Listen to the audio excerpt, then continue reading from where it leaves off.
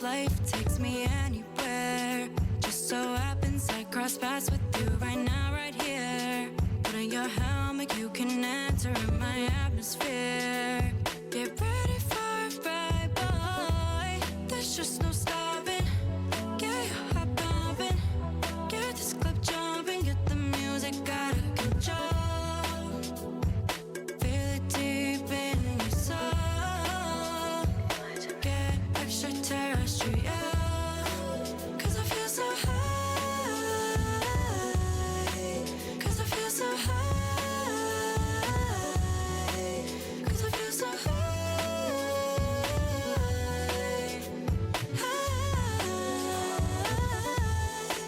Get you to my planet, I can show you all you wanna see. But to be honest, I wanna feel your eyes all over me. Out of this world, I could be a fantasy. If only you would let me. There's just no stopping. Get your heart pumping. Get this club jumping. Get the music out of control.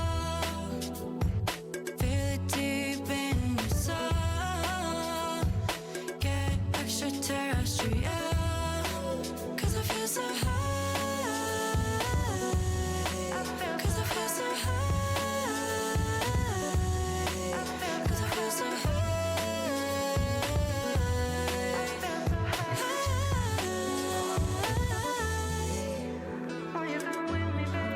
Cause I feel so high. Cause I feel so high. Cause I feel so high.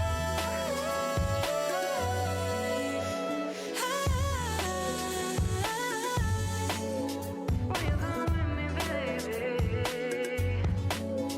When you come with me, baby.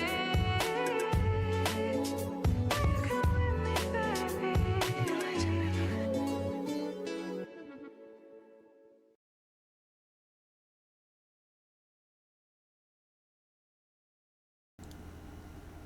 Hey, hey, how y'all doing? Ooh, it's been a minute. Ooh, it has been a minute. I'm sorry, guys. I had to have my like 2 weeks of rest and relaxation. Okay. Sometimes it happens. It is like so bright. I'm turning this off. Anyways, now we can just like sit in the dark and be like vampiric. But I'm back. Yes. Yes. Yay. No. What do you mean no? What do you mean? What could you possibly mean by that? Anyways, horrible timing. We are back with more whimsy than ever. Many things to discuss. Oh, when you turn off the light, why can't it be a little dark in here? It's nice and light outside. Yeah, we have so many things to discuss. Obviously many hot topics, many things have happened since our last chat, since our last Yapathon. Am I avoiding playing Resident Evil 7 still? Abso-fucking-lutely. Abso-fucking-lutely, but I will say that since seeing Obsession, I don't think that game's gonna scare me anymore. I know that I joke about getting scared on here, guys, but like, when I get scared playing, like, no, I'm not putting this away, guys, don't worry. I'm just fixing it. When I, like, joke about getting scared, when I, like, play those games, like, I obviously have, like, an adrenaline rush. Like, it's not that I'm not, like, I'm just, like, obviously there's something fucking chasing me. It's, like, stressful. Like, I'm just stressed out. Okay? I have not been... I'm putting this up so you guys can see my hat. I have not been viscerally disturbed by a movie in probably, like, 10 years. I've already seen it twice. It's been in theaters not that long. But I did go see it again, like, 4 days after because it's so fucking good. Like, when I tell you, like, genuinely, like, scary good movie. Like, and I mean that, like, scary good. We're gonna talk about that, obviously. We have to talk about Obsession. If you didn't see the movie, like, I'm sorry, like, you're practically watching it because I'm gonna talk about it. Sometimes, like, I just want to talk about things with you guys, and if you haven't seen the movie, then go see it and then get back to me. But, we have to talk about it. We have to talk about it because I was going to make an in-depth comprehensive review for my TikTok, but, what do you mean you don't plan on watching it? Owl, please don't play games with me right now. please don't play games with me right now. You know you want to watch that movie. But anyways, obviously, the most important day of the year is exactly 1 week from today. It will be International Kaya Day next Wednesday. So, just like, obviously, like, I know that everyone's really excited, but please try not to, like, swarm me, because I know that it's, like, I know we're all excited. But we have a lot of stuff to do in preparation for this national holiday. I know that it's also the most important day of the year, so make sure you guys rest up Tuesday night. I'm not going to be streaming that night because I have found a themed restaurant to go to, guys. However, might go live, maybe, probably not. Who knows? I'm gonna be up though. Actually, wait, no, I'm not even fucking working that day. So, actually, I will be fucking streaming, and you guys better fucking hold me accountable because I have all day to stream. Yeah, so that's what we'll do. Maybe I'll go live and get ready. I don't know. We haven't done a get ready with me moment in a minute. Maybe it'll be like a little anniversary moment. I don't know. But last year we played Doki Doki Literature Club on my birthday. So it's honestly like, whoa. Like, whoa. Because, like, last year we played Doki Doki Literature Club. Obsession is out for my birthday this year. Obsession and Doki Doki Literature Club have major tie-ins to each other. Soundtrack sounds very similar. Cast loves the game. Like, whoa. Yes, it has been that long. Can you guys believe it? It has been, what is my hair doing? Like, I don't even fucking care. I don't even fucking care. It has been a year. Can you guys believe it has been a year since in the last international mega holiday? So this year, obviously, you guys know about my Rainforest Cafe blues. How I just, like, can't go to the Rainforest Cafe. Like, I did end up going to the Rainforest Cafe, though. Like, obviously, I hijacked my sister's graduation plans because I just don't let Paige fool you. Paige also loves Rainforest Cafe. But I made it happen. So we did go to Rainforest Cafe, and we took very nice souvenir pictures. Me and Paige got our ranger license. And it was really nice. It was great. Paige is here, guys. Paige is... Look who decided to show up.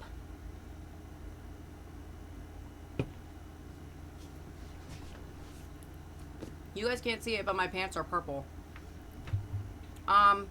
So... My birthday nails. Cutesy. Birthday lashes. Got my lashes done. Doing my roots tomorrow. I'm about to be a whole new bitch tomorrow. I've been doing the extra long nails again because I was doing that for a really long time, but then I just, like, it got to be too much. Because I go, like, okay, you got one thing, you're ever in the fucking Boston area and you don't go to my nail tech, don't even look at me. Don't even look in my direction. My nail tech's retention is unlike anything I've ever seen. I literally will go 2 to 3 months without getting a new set, and these nails will be fucking on my fingers, and they're not coming off. Literally, most of the time, I have to, like, literally force myself to get a new set because, like, it will, like, unless, like, eventually all the polish is gonna peel off, but, like, 2 months retention for Gel X, come on. No other person's gonna do that for you. So, I didn't even need a new set. I didn't even need a new set, but my girl got me right, per usual. Tom, thank you for the sub. Thank you, Tom. I love you, Tom. Everybody say I love you, Tom, in the chat. Listen, Owl, you don't gotta respect it. You don't gotta understand the nail grind, but you gotta respect it because at the end of the day, look how fucking long these nails are. When I get the extra long nails, I could claw a bitch's eye out, and these won't come off. They won't. They won't. But we love Tom, and yeah, we just love Tom. We love Tom. There's just, like, there's no amount of, like, you have to understand, guys, that, like, when you're thinking about, like, the Pope, when you're thinking about, like, Mother Teresa, when you're thinking about, like a saint, when you're thinking about, like, a saint, there is no saint yet. No, there is. Saint Thomas. Whoa. Whoa. I was gonna say there's no Saint Tom. There is a Saint Thomas, and that's close enough for me. I don't know where I was going with this. My whole point is that Tom is a saint. But, yeah, like, at the end of the day, my nails are this fucking long. When I was letting them grow out long as fuck, they would get to be, like, here. And it's just, like, it got to be too much. But now, I don't care anymore. I'm bad. Like, I'm sorry. I love having long-ass fucking nails. I'm obsessed with the concept of just being like as cat-like as possible.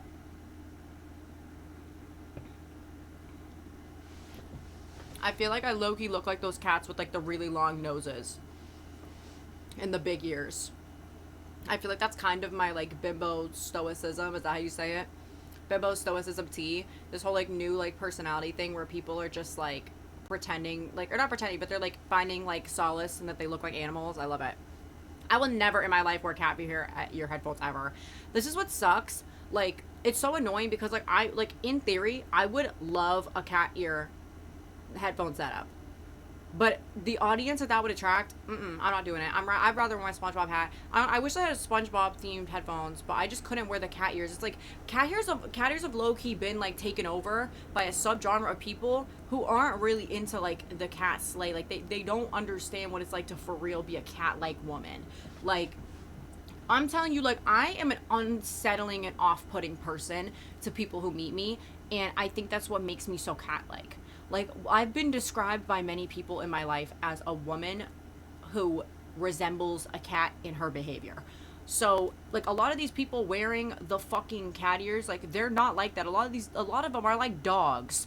Like, just, like dogs who just want to make friends with everybody and everything.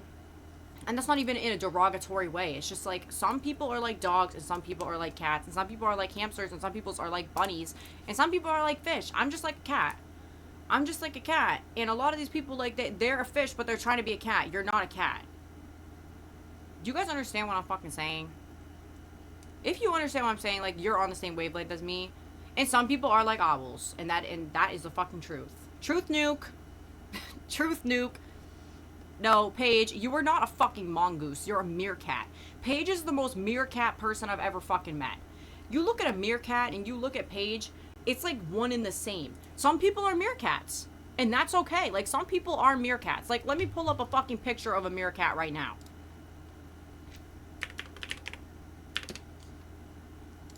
I don't know why it's taking me to fucking Yahoo.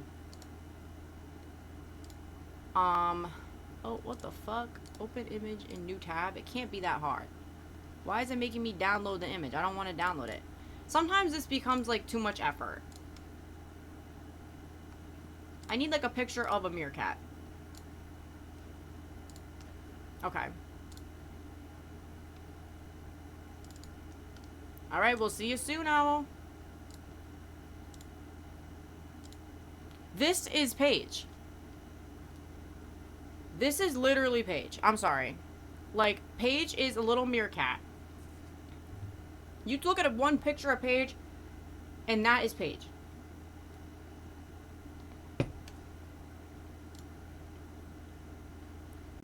Like, you're just a little meerkat.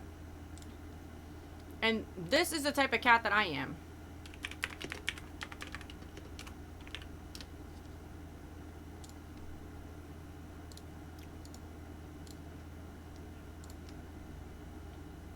I'm looking it up. I'm finding it.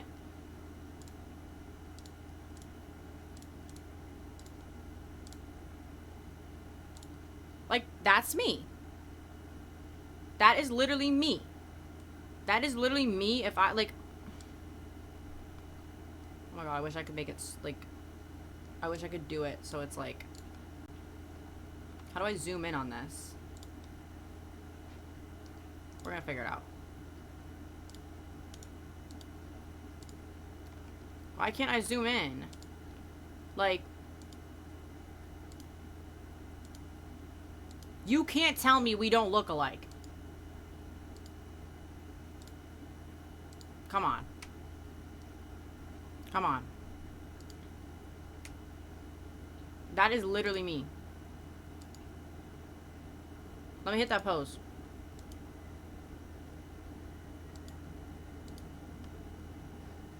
I just look like a long-nosed cat.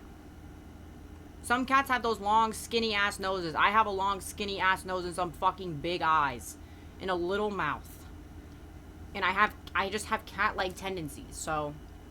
If there's a string in front of me, like, I might play with it.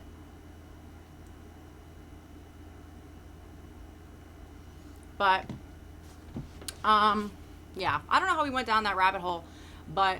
I guess my whole point is everybody has an animal, and a lot of people are trying to force themselves into the cat subtype, and like you bitches are just not a cat. Like you're just not. Like that's literally how I feel. Like when that person was like on all in all forms except physical, I am a wolf. It was low key like real, and honestly, like I never really understood why it was funny, because like that's low key the realest shit I've ever heard in my fucking life. I think we low key, like, it is okay to project yourself onto an animal a little bit. It's okay. Like, I think there's so much beauty in nature, and I think that all animals are beautiful. There's like, it's rare to find like a truly ugly animal. You can find beauty in everything. And animals are one of the most beautiful things ever. If you think you look like an animal, then you're just gonna feel more beautiful, because animals are so beautiful, and it's like, oh my god, everybody's happy, and this is so amazing. She did. Love her. And, you know, she's real as fuck. She's real as fuck, because honestly, like, you catch me on the side of the road, you do an interview with me, I might say some shit like that, too. And honestly, like, I feel like back in, like, the older internet, like, it was really easy to become, like, a viral sensation just by being yourself, because people could not, like, people were just rude as fuck. Like, people will, okay. And that leads me to my next point. My first hot topic of the day. Oh, I'm absolutely not surprised. I feel like they would do that to people all the time. Like, it's like TLC. Like, they would, like, have, like, people do, like, the My Strange Addiction shit, and then they would, like, actually play it up so bad.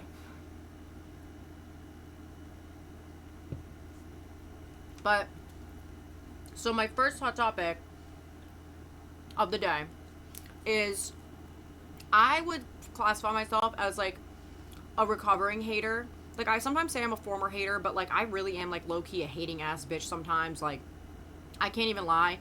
Like, there are some things I actively have to stop myself from hating, so that I'm not, like, I don't become, like, a cynical, like, dried-up, evil, little piece of fruit.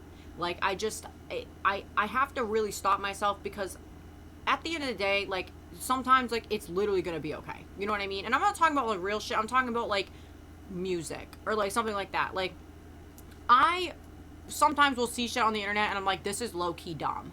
But I'm getting to a point where, like, I had this interaction on TikTok where I was talking about this movie that just came out, Obsession, and somebody was like, oh, it's like, and this person, like, I don't think they meant any harm by it. Like, if you guys find this interaction, please don't attack people. I feel like I need to say that. Not that anybody's gonna do that, but it's just like, this person didn't mean any harm. Like, we don't have beef. I don't have beef with this random commenter. But, like, they were just like, oh, that movie's so overrated. And I was just like, man, like, this is the shit that bothers me, and it stemmed my first hot topic of the day. Whenever something becomes, like, popular, like, something that's actually good, like, I can understand, like, Euphoria, okay? I'm Euphoria's biggest hater, and that's something I will stand on, because Euphoria at one point was good.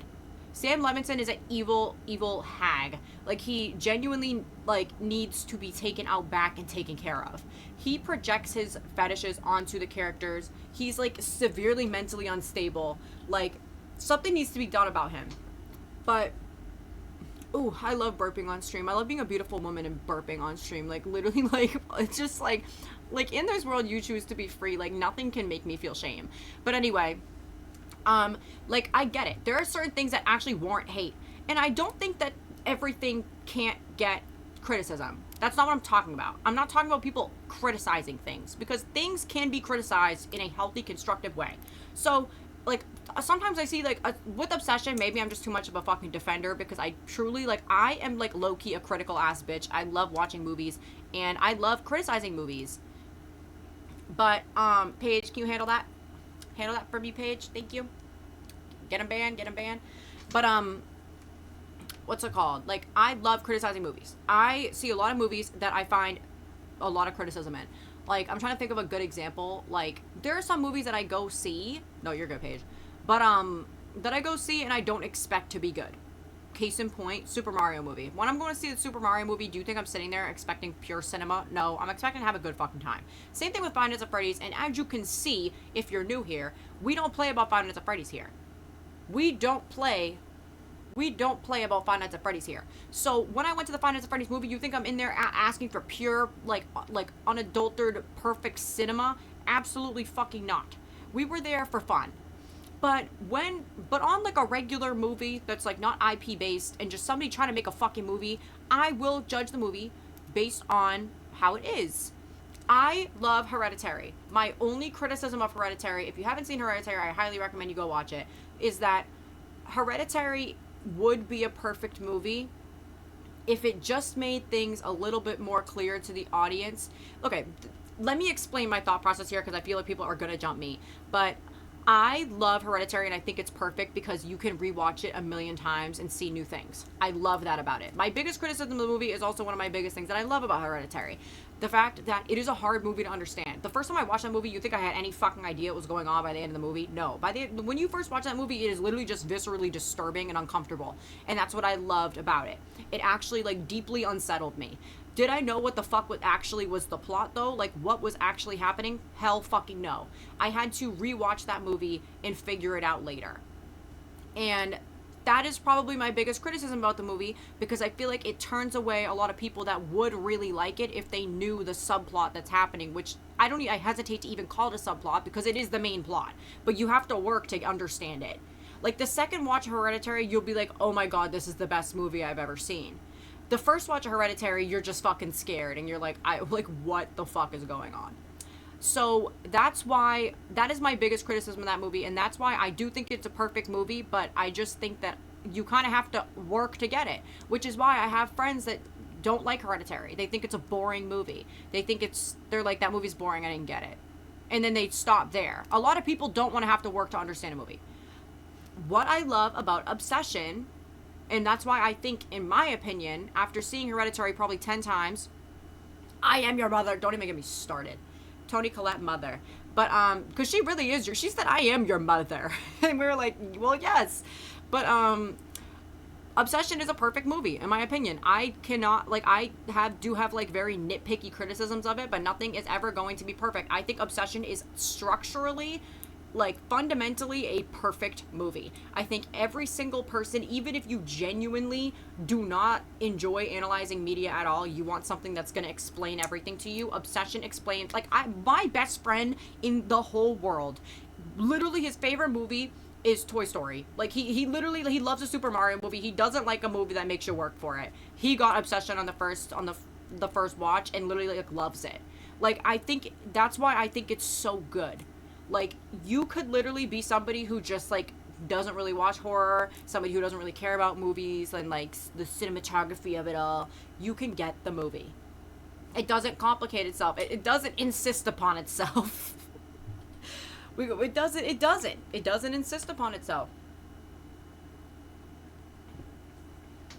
Anyways, my point in saying this is, of course, because it is now blowing up, which I do want to say flowers to the creative team of people who made that movie, because I know it's Kari Barker, and I know, like, there's a bunch of other people. I know Indy Navarrete, the lead actress, had a lot of, like, say in how the movie turned out. By the way, if she doesn't win a fucking Oscar for, like, best, like, lead role or support, I guess she would sort of be supporting role. I'm not sure.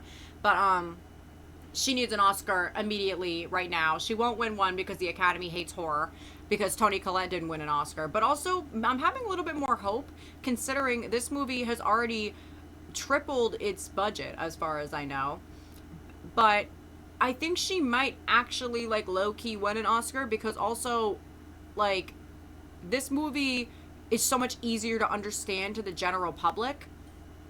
So I'm having hope. I'm not going to be disappointed if she doesn't get it, but I mean, like, she needs it. Like, if we're talking about the actual best performance of the year, I have never seen a performance where, like, most of that movie is practical effects and just her.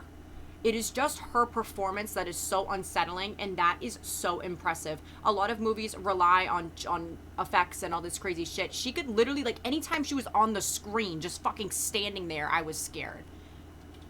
But yeah, that is definitely true. But I'm definitely manifesting, especially, yeah, because I think it really did, like, break so many records, like, on also just the fact that this movie only had a $750,000 budget. Like, me and my friend were talking about this, that, like, because he was already a YouTuber, like, making shorts, like, chances are he didn't have to buy the camera. Like, he didn't have to spend all the money on, like, the actual, like, sets and everything. He probably had access to a lot of that. So, like, I feel like, I don't know. This movie needs to win an Oscar. Work at the Krusty Krabber, Stan Somber. You know my ass is clocking in for my shift. But, yeah, Bear's actor, also amazing. I will say, like, I don't think his performance was as good as Indy's. And the only reason why is because I'm seeing a lot of people at the end be like, actually, I don't want, actually, let me not. I don't want to spoil anything for the people who haven't seen it. But I just think that there are certain things, I don't think he's a bad actor. I think he's actually a really phenomenal actor. But I think that, like, Indy Navarrette's performance was so good, it's like, no one could even top that. Like, honestly, I think she is probably the best performance I've seen in a movie in the past 10 years. I've never seen, like, breakout role too. I just can't even imagine, like, how proud her family is. Like, I get sentimental like this. Like, I get sentimental. Like, can you imagine, like, being her family and, like, watching this be her breakout role and, like, just being so impressed? Like, it's just so wholesome. But, yes, like, I do think that Bear's actor did also do a great job. I think that everybody did great in that movie. Ian's actor, I forget his name. I know that he's, like, I think he's, like, one of Curry Barker's, like, actual, like, real life friends. I'm pretty sure he's been in a lot of stuff with him. Cooper. He also did a great job. He was, like, literally, like, I think Sarah's actress, I think her name is Megan, I believe. I could be wrong. I've started following these people on TikTok. But, yeah, very impressive performances from everybody. From literally everybody. And when you think about it, there's only a few people in this movie. Like, it doesn't have a very big cast. Like, there's only a few, like, one-off roles. And it's just, like, the waitress, the, like, store people. And even their performances were funny. Like, everybody was good in this movie. I don't think there was, like, one performance that was bad. Like, I don't know. But, like, I will say, though, if you are planning to go to see this movie, I'm going to give you guys the warning that I did not get. There is cat death in this movie. However, it is on screen and it is not graphic. There's no graphic anything in this movie relating to cats. And the cat that they use is genuinely so fake looking, it's easy to separate yourself. The body looks like a stuffed animal. And honestly, I know they probably didn't have the budget to get a better one, but I think that honestly was probably intentional because no one wants to see a real dead cat. I would have walked out of fucking theater if that cat looked too real. I literally would have gotten up and left and would not have stayed for the rest of the movie. I think it was intentional, honestly. I think if you're going to show, like, an animal death, like, no matter what, whether it's off screen or anything, do not show me, like, anything that looks fucking realistic. I want to see a stuffed animal because I want to know that it's fake. Maybe that's just me. Well, okay, I was annoyed in the theater because I just want to say, and I've already spoken to him about this, my friend's boyfriend has already seen the movie and he did not warn us. And I was very upset, I just want to say. But then I saw the cat and I was like, oh, it's just a stuffed animal. Like, this is, like, visibly a stuffed animal. And, like, even, like, when it, like, is being moved, it looks like a stuffed animal. So, like, I was just happy about that. I didn't get a new camera. Just the same one. It's looking just shitty quality because I have the light off. But, it's been a minute. I know. I'm back from my little hiatus, guys. Like I said, I had to have my little 2 weeks of rest and relaxation so I can lock the fuck in for, like, sometimes I lock in for a really long time and I just gotta chill. Like, I have my lock-in weeks. Like, and also, like, especially because, like, I know I talked about that in the Discord, but Ultraviolet EP is legit canceled. Like, we're not even doing that anymore. Like, I'm literally just working on my album now, and I'm in fucking grind mode. Like, I have a lot of really exciting stuff coming up. I'm gonna be doing a lot more performances this year, like, in shows. So, I needed, like, a little bit to chill before I lock in. R.I.P. the Ultraviolet EP, but there was only, like, legit, like, 1 or 2 unreleased songs from it. So, I'm just gonna throw that shit on the fucking deluxe, call it a day. Sorry. Maybe I'll drop it sooner. We'll see, but probably not. The new shit I've been working on is just, like, actually important to me. And, like, and not that Ultraviolet wasn't, but that was just fun. Like, I feel like I've talked about this before, but we can move on from that. Anyway, my original yapping point of bringing up Obsession to begin with is this person is just like, oh, Obsession is so overrated. And, like, I feel like this happens with legit everything. Because, personally, I think that when something is really good and people mass start to like it, that's like a good thing. Like, we can all enjoy really good media together, and when people start being like, oh, well, this actually sucks, and this is why, and it's like low-key the most nitpicky shit you'll ever see. Welcome back, Owl. Welcome back. It bothers me because it discourages people from continuing to make good media. Because I'm sorry, if I made a movie like fucking Obsession, and then I see people on the internet being like, this actually like isn't that good. Let's be real. When you make something, it's hard to focus on positive criticism, or not positive, or not criticism, positive feedback when you're having like a big brigade of people telling you it sucks. And I'm not saying this to the specific director or anything, but like, it's discouraging.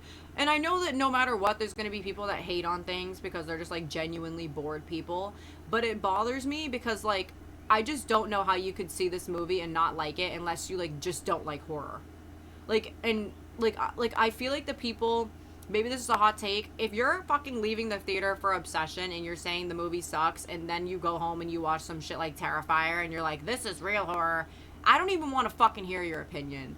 Like, I was gonna say respectfully, but honestly disrespectfully.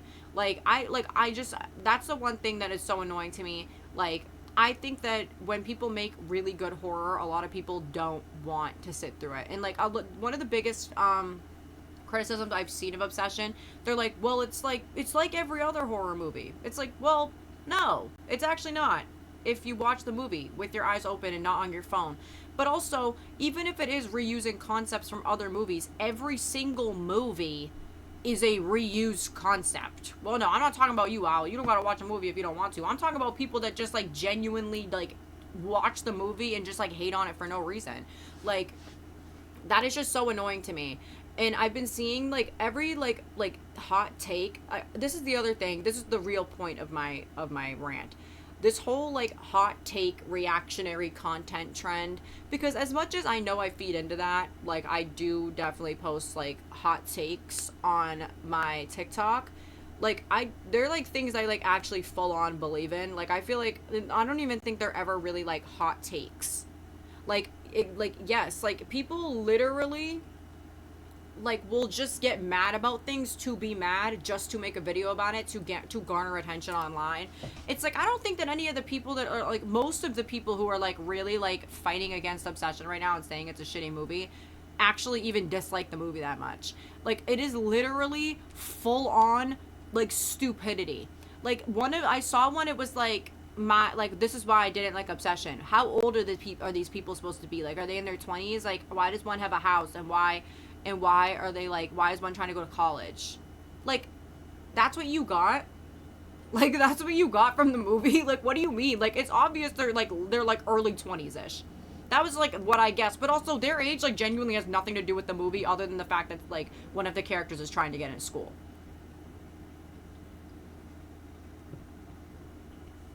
And, like, what was killing me about the whole thing is that, what's it called? Like, they explain why he has a house. They explain, like, all the other ones, like, live with their parents. Like, it's like, yeah, I didn't even see that, but it's still, like, people go back to school later. That was what I was gonna say, but I, like, lost my train of thought. Like, it doesn't even matter. Like, even if they were, like, people go back to school. That is, like, a normal thing that happens. Like, that is normal. That's normal. So, that was one of them. And then the other one, it was like, well, like, it was like, just like, I don't know. I can't think of it off the top of my head.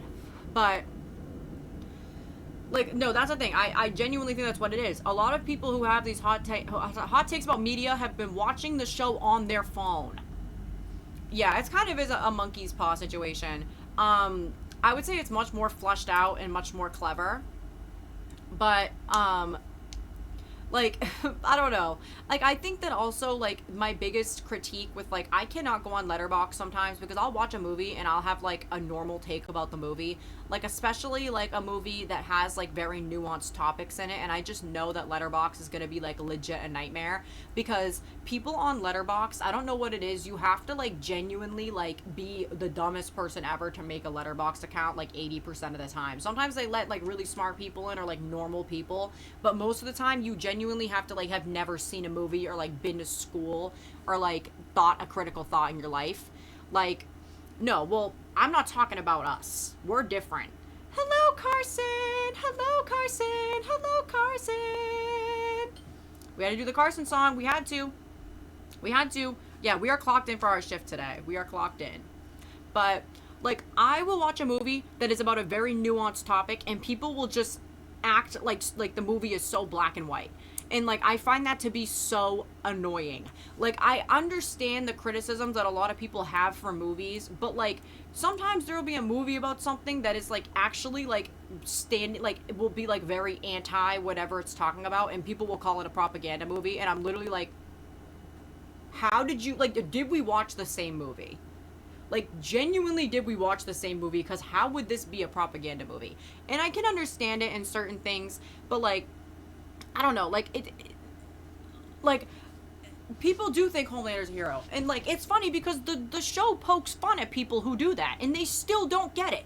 Like, that is why, like, also I do want to say, like, some of the takes that I have seen, men specifically, but don't even get me started on BoJack Horseman, but some of the takes that I've seen men specifically take from the movie Obsession is literally the stupidest things I've ever heard. Like, everybody's like, well, what happened in this movie isn't Bear's fault because he didn't know the wish was going to come true. Like, even a toddler could tell you that. Like, no one's saying that this is, like, what happened was his fault, because obviously he didn't know the fucking wish was going to come true. That's not the problem.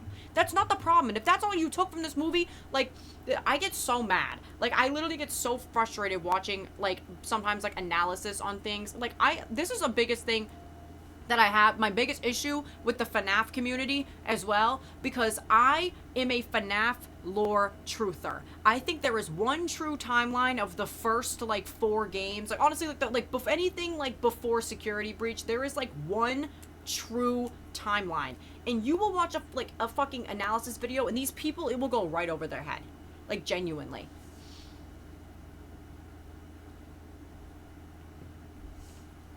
Oh my god. And I'm not surprised. I'm not surprised, because people don't think. But my biggest criticism, the FNAF community, and I think I've spoken on this before, I get so annoyed. Because if I talk to you about FNAF, and you think you know FNAF, and you try to pull this bullshit on me, you don't know what you're fucking talking about. You don't. You don't.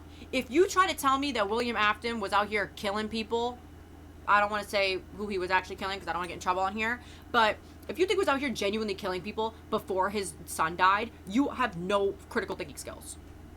Well, that's the thing. Homelander is a whole other thing. Homelander, like, people, like, obviously people are like, well, Homelander went through a lot, so he's okay. Like, it's okay for him. He's traumatized. He's traumatized. So Homelander's allowed to be evil. Like, you give a character a tragic backstory, it doesn't fucking matter what they do. There will be people that will defend them till the end. And honestly, this goes for people too. This goes for genuine, like, full-on celebrities. Like, people will be like, well, this happened to them. This happened to them, so they are incapable of doing any wrong. Come on. Like, Homelander, like, literally is, like, the most obvious satirical mess. What is this? I can't see. Is it a little dinosaur? We love a little dinosaur. Hello, little dinosaur. We have so many little dinosaurs here. But, what's it called? Like, yeah, people who watched, I Saw the TV Glow, and they were like, this is not a trans allegory. Like, I don't know what movie you were watching then. Because not only am I could be wrong, but I'm pretty sure the director is a trans woman. But, like, even the coloring in the fucking movie. It's like, it's the most obvious trans allegory ever. And it is a beautiful movie. Like, it is literally a beautiful movie. I haven't, but you are inspiring me to look it up when I get off stream. because okay guys, I get like scared to play stuff on here because I genuinely get copyright striked for playing my own music. Like I don't know how people just do reaction content. Like even like eventually it will go back up, but like I get jumped on here. But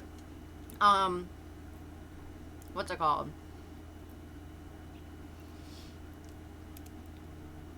I mean, yeah, I believe it.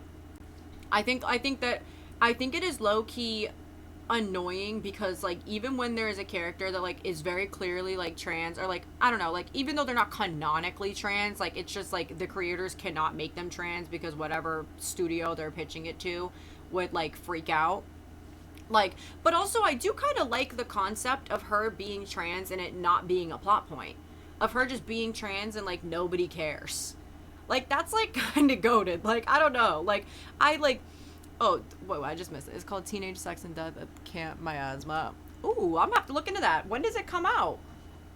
But like I kind of like when there's LGBT or like queer characters in media and their entire arc is not about them being like queer or trans. Like I like when they have like actual stories. Like obviously like there's going to be parts that relate to that, but I just feel like it's like I as much as I think that there is a place for these types of stories and I appreciate those stories as well, like I like when we are like when we give these characters arcs that can be about like them as a person with obviously the context that they're trans, but like you guys know what I'm trying to say, right? Like I feel like I'm not wording it very well. Like I just like I like when it's not the only part of their story and we get to see them develop more as a character. Bye, Owl. Ooh, August 7th? That's not even that. That's like honestly coming up. Like, I love that. That's so wholesome. It's a wholesome thing. We love it.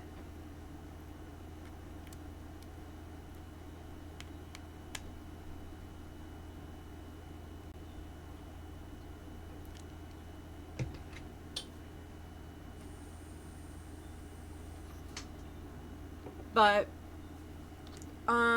yeah. I am going to see the back rooms. I'm extremely, extremely excited to see this movie.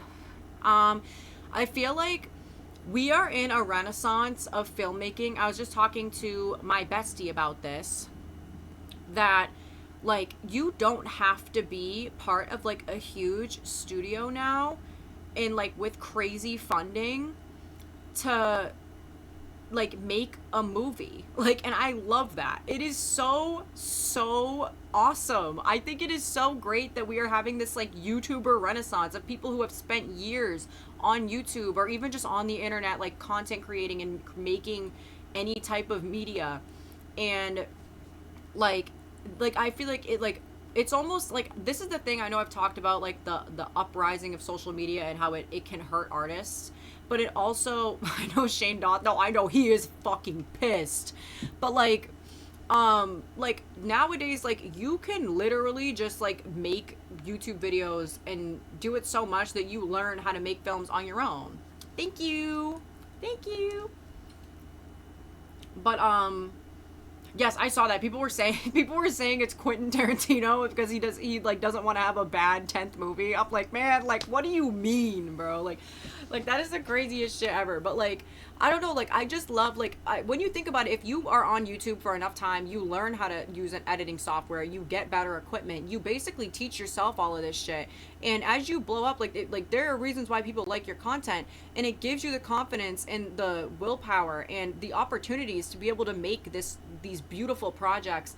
And I am so grateful that we have so many people who are given these opportunities now to release their films independently, because like it's gonna create a lot of really new like names in movies. And I love movies. I love movies from a spectator sense. I would never want to like be an actor or like ever even write a movie or like anything like that. Like that is like, so it's so like, because I just don't know how people do it. I find it so intensely fascinating that people are able to create these worlds, and even if the worlds aren't super complex, they're so detailed. Like and like the fact that they get people who can embody these characters, like I can't imagine how satisfying that is as like a filmmaker to have this vision in your mind of what you want your character to be and then watching it come to life. That is probably like, because obviously like I make music, like when I'm making my music, like I have a vision of it in my mind, and then when I am able to do it, I'm like, yes, like it's like the best feeling. But I feel like movies, it's on such a larger scale because there's so many people involved, and like there's just so many people that like share your vision. And like I don't know, I love the fact that this is like, I feel like we're in a renaissance, especially for horror. Yes. Like, I genuinely think that, like, I don't think the horror genre has ever been as good as it's been, other than, like, probably the last 10 years. Um, like, the lengths, like, I feel like we're pushing boundaries because, like, before I feel like horror was just, like, so simple. Like, it was just like, can we scare the audience? But scaring people is easy. It's much harder to deeply disturb somebody. It's much harder to like play on like the primal fears that we all have as humans. Like, humans are instinctually afraid. I feel like any creature is afraid of the unknown, afraid of feeling exposed, afraid of being vulnerable, afraid of unpredictability, which I guess ties into the unknown. And these like people have found this like intense grasp on that, and they're really able, like, I will tell you guys, like I know I've said it at the like, back to Obsession again, like I have literally not been scared by a movie in a very long time. I can watch horror movies with the lights off and fall asleep during them and wake up and not feel scared. I play horror games all the time, you guys know this. I'm a very difficult person to scare. It has been hard for me to sleep since the first time I saw Obsession. And I haven't felt that since I was like a kid and I played Majora's Mask. Like, I'm not even kidding. Like, no, definitely. Like, horror it really is, like, it does change over time. It's very psychological horror in a sense, but it's also, like, it's like, it's like on screen. Like, I don't know how to, like, it's psychological horror in the sense where of like the true horror of it, if you imagine it happening to you, is evil. But like, I would say it's also just like regular horror. Like, I wouldn't even say it's like slasher. It's like almost like like I would put it in the same category as like possession horror, like demonic type stuff, even though that's not a demon movie.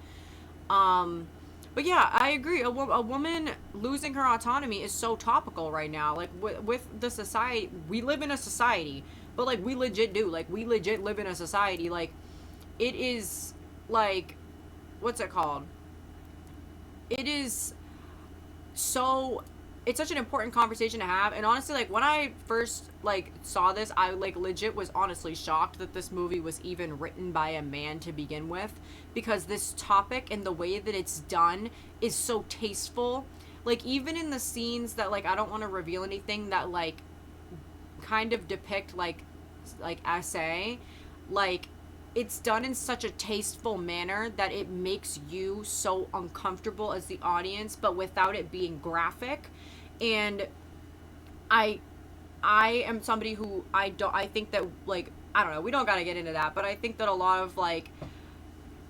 lot of movies that use essay as themes, I'm saying essay, guys, so I don't get in trouble with Twitch. I know that TikTok's strict about that, but a lot of the movies that use that as a theme are afraid, are not afraid to depict it in a really graphic manner, which in my opinion is just traumatizing to the actress and or actor.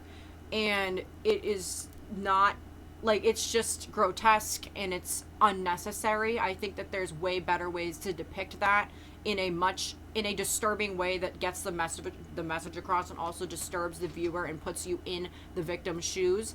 And I think that this movie did it so, like, masterfully. Like, I don't know. Like I said, I have, like, literally, like, almost zero criticism of this movie. Like honestly, like, I love the pacing. The pacing is perfect. Like, the fact, and a lot, okay, this is the other biggest criticism that I've been seeing. A lot of people were like, well, we don't know much about Nikki. And I don't like that. Like, I don't like that we don't know anything about Nikki. I want to know more about her. It's like, yeah, that's the point. It's almost like that was actually the entire fucking point. We're watching the movie. The movie is written from Bear's perspective. Bear doesn't know Nikki. That's the whole point. He idealizes her and romanticizes her, and he's obsessed with her. He's not supposed to know her, and we are not supposed to know her. We learn basic character beats about her. We don't know her deepest, darkest desires because Bear doesn't know that either, and even if he did know, he wouldn't care. And that's the point. That's the whole point. But still, the movie does make it still clear when it's not her. And that's why I think it's so perfect, because you learn just enough about her to know, like, kind of fundamentally who she is, like, that she's kind of like a cool girl, and, like, the things that she likes, and the things that she doesn't like, and that's it. You basically spend, like, one little, like, evening with her, and that's all that you need to be able to discern her from this other version of her. And I find it so genius, and I think that we learned just enough about her. I think if we had learned more, it would have been a disservice, because it wouldn't have made sense. We are literally watching, like, the idealized version of Nikki, not the real Nikki. That's the whole point. That's the whole point. I don't know. This is why I'm saying, like, I feel like some of these people genuinely watch the movie with, like, on their phone. Exactly. We learned she likes crystals. We learned she likes to write. And we learned that she's a kind person. And she's, like, deeply, intrinsically a kind person. And that's all we need to know. But I don't know. Just a great movie. I don't want to talk about it for too long, even though I could literally talk about it this entire stream. Because I am really, really excited to go see the back rooms. I legit cannot wait. I've been excited for that movie for so much. No, literally. And, like, I don't know. I wish that, like, I need all of you guys to go see the movie, because, like, I want to talk about it so much more. Like, I have, like, there's so many scenes in this movie where Bear is just, like, a fucking psychopath and, like, not a normal person, that I'm like, how do people feel bad for him? I don't know. But, like, even in the beginning, like, before shit hits the fan, like, he's already weird and, like, a loser. But, yeah, Backroom's coming out. Super, super fucking exciting. I've heard great things about it. I am a little concerned because, I'm sorry, if my movie was coming out after Obsession, I know I'd be scared. Ooh. I'm gonna have to watch it. But, yeah, I feel like this is gonna be a hard movie to top. This is gonna be I would low-key be so annoyed if I was the person, like, releasing a movie after this. Like, I would be, like, genuinely, like, afraid of audience reception. But what is happening right now?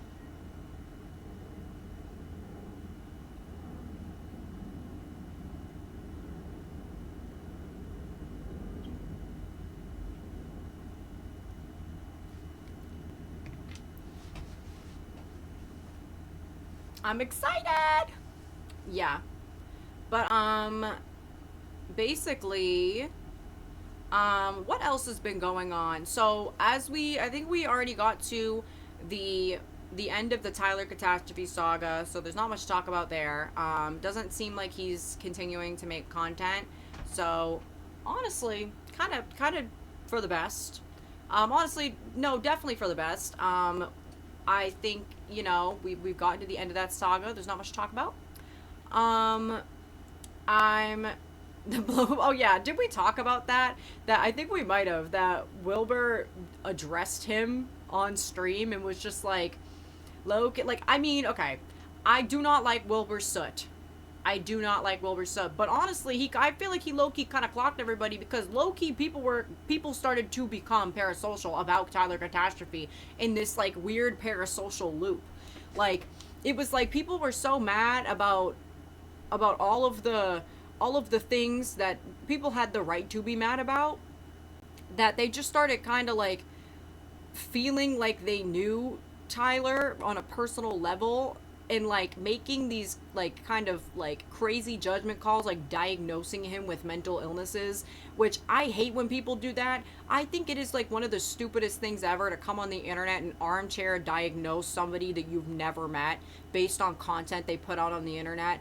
I do think that there's value in saying the fact that, like, obviously most of the time people want to put their best selves on the internet, but like, so that's what they want you to see, and if they what they want you to see is like questionable, it's like, okay, I can understand why it is questionable to be a viewer in that situation, but that doesn't mean that you could armchair diagnose somebody with a mental illness. I have seen so many like 10-minute long TikTok videos, and people do this with everybody. People do this with like literally every single person ever, and it is so crazy to me. Like, it is like legitimately crazy to like come on the internet and think that you know somebody well enough based off of what they post to confidently say that they have some sort of mental illness, because you just can't. Like, you literally cannot know somebody that well from the internet. Even if somebody is streaming their entire lives, like, you that's they're performing. Like, it is a performance. Do you guys think I like sit in my room and talk to the wall for like fucking 3 hours? Like, obviously not. Like, I don't obviously, like, as much as I don't like to say that I'm performing on here, because I'm not. Like, I am very frank and blunt, and I try to be myself as much as possible. And I like to think that I'm as accurate to my true self as I can be.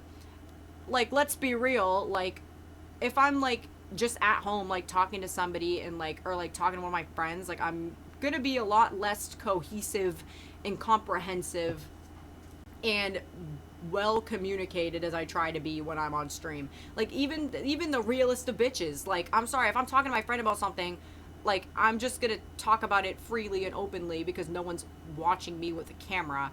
Not to say that like my views might be the same, but the way that I communicate it is just gonna be different because I know that my friend knows how I feel about something. But when I come on here and I'm talking about shit, like, I feel like I have to over explain myself, and many people do when you're somebody talking on the internet, because people will misconstrue what you say, or even just like, I don't know, like trying to be funny. I try to be funny on here, you know, like sometimes I like to think I'm effortlessly funny, but like, like, you know, like, you gotta try a little bit. If I just came on here and just talked to you guys about my day, it would be a little bit boring. Okay, we gotta spice it up and talk about interesting things. We gotta be interesting. And that is why, like, some games I don't want to stream, because I want to just lock in on the game and not like have to talk about it. Like, you know what I mean, or like have to like react. Because yes, when I like think, I guess, great example. If you're playing a game at home, no one's watching you, you're not talking to anybody, you're just gonna play it in silence. Like, that's how I play games most of the time. I'm not gonna be like, oh my god, like when I'm playing a game. Like, but if I'm on here, I'm gonna react that way because I'm reacting for an audience. Like, that's what I'm trying to say. So, like, no matter what, you just don't you're not getting the most accurate person of personhood of somebody. That's was like a really complicated way of saying that, but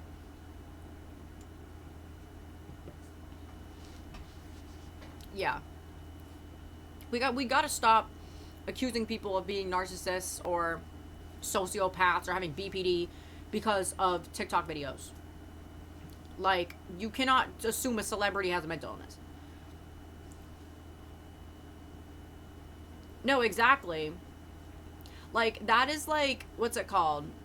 That is like my number one thing. Like, there are certain games that I feel like I have to replay, like, or that I want to replay because I feel like I don't get the full experience of the game because I'm talking and like I'm trying to reply to chat. Not that that's a nuisance. I love talking, as you guys fucking know. But like, it's hard for me to completely focus on the game when I'm also trying to talk about it and react to it in real time and talking to chat and everything. It's a lot of stuff going on at once. So, yeah, that's like, sometimes like it's a lot. Like, yeah, literally, like, when you're, yeah, I 100% agree. When you're watching at home, you can heckle the screen. You can do whatever you want. But, yeah. Anyways. I've been loving this renaissance of people doing deep dives and just like making memes and public sensations of random obscure SpongeBob background characters. It's been something quite dear to me. I am just having a lot of fun with it. I think that as you guys know, I really don't play about SpongeBob. I love SpongeBob, and I've been finding this shit funny for a long time, but like when people like literally like lock in on like one character and start making backstories about them, like I'm obsessed. Like obviously the realtor fish has been T for a minute. Everybody loves her. We know her, we love her, but people are like writing like full on dissertations, and it's been cracking me up.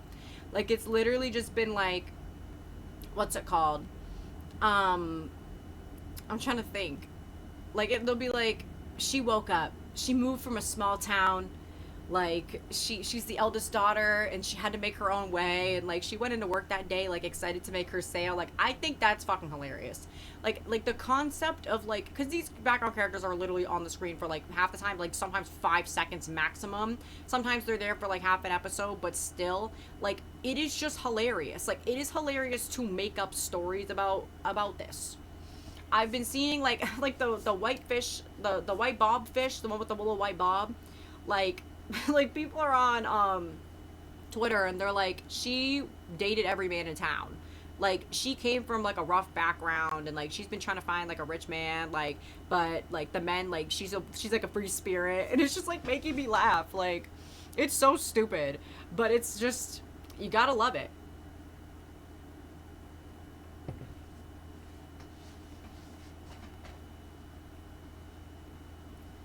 You gotta love it. You really do. Yeah. There's so many background characters. But trying to think what else. Oh yeah, we can talk about Euphoria, I guess. Unfortunately, the show's still going. I'm just gonna spoil it because let's be real, like, who fucking cares? Nate died. I feel like, I don't know, like maybe Jacob Elordi's like, it got too expensive to have him in the episodes, and he had to choose between Jacob Elordi and Sydney Sweeney and Zendaya. But I think that like when they came back for this season, he was just like, I can't pay all of you. I can't pay all of you. So we gotta let one of you die, like and just have like legit like legit the smallest, stupidest part of the season. Like before ruining his career. Wait, what did he do? What did he do? No, like he's barely in it, and I just like, it's not him. Like that is not Nate. That's just not Nate. And someone made a point that Nate seemed powerful when all of the power was over high school girls, and like then when he's like actually faced up to like men who like have more power over him, that he cowers. And I think that is kind of an interesting take, but even then, like, I just don't think that Nate would have put himself in that situation to begin with. Like, if we're talking about Nate, the character that put a gun to someone, to Maddie's head, to get a tape back, to protect Jules, and then put his father in prison, like, he literally put somebody in jail. Like, I don't know. Nate did so many things in the span of seasons 1 to 2 that were, like, sneaky and thought very well ahead, that I just find it hard to believe that any of the decisions that he made financially alone he would ever do. And maybe you could say that. But the fact that he's out letting Cassie, like, genuinely show hole on the timeline is the least believable shit I've ever said. Or I've ever seen. He fucked up really and snubbed the Cannes Film jury by lying, saying he had a debilitating foot injury, but he was seen the next day out being a driver. Oh, okay, so he just didn't want to go to the Cannes Film Festival and lied? Oh my god, he's so dumb. Why would he do that? Like,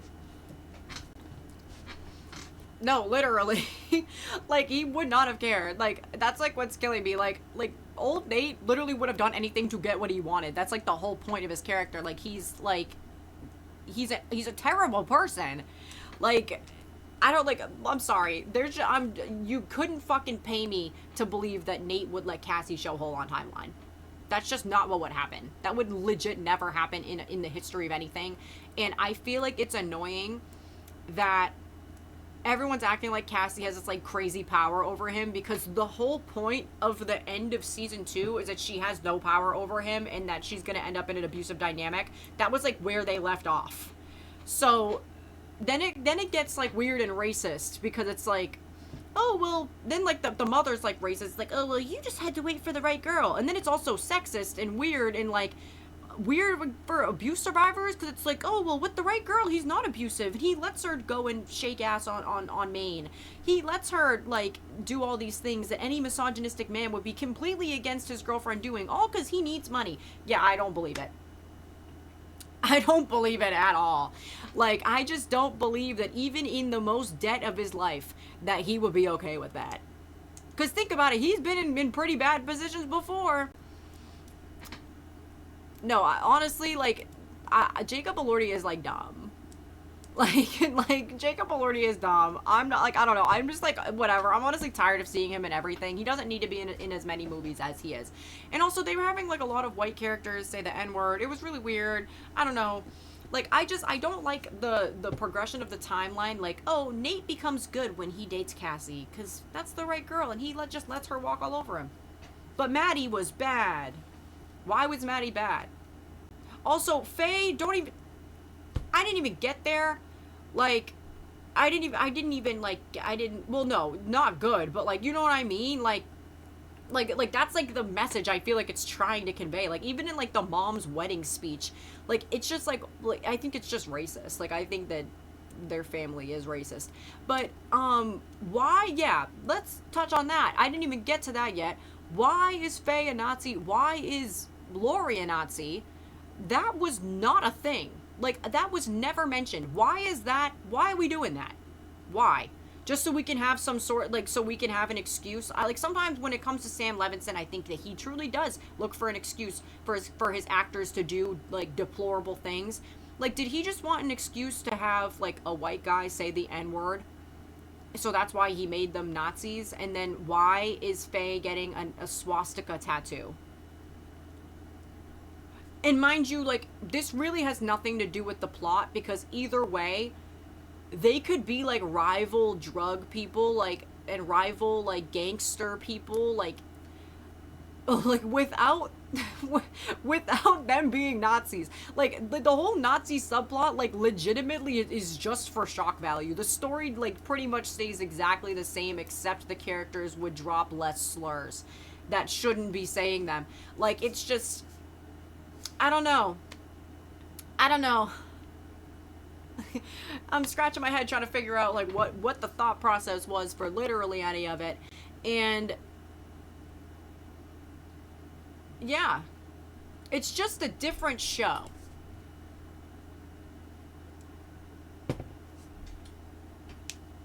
Okay. Also, so Faye never been money motivated, number one.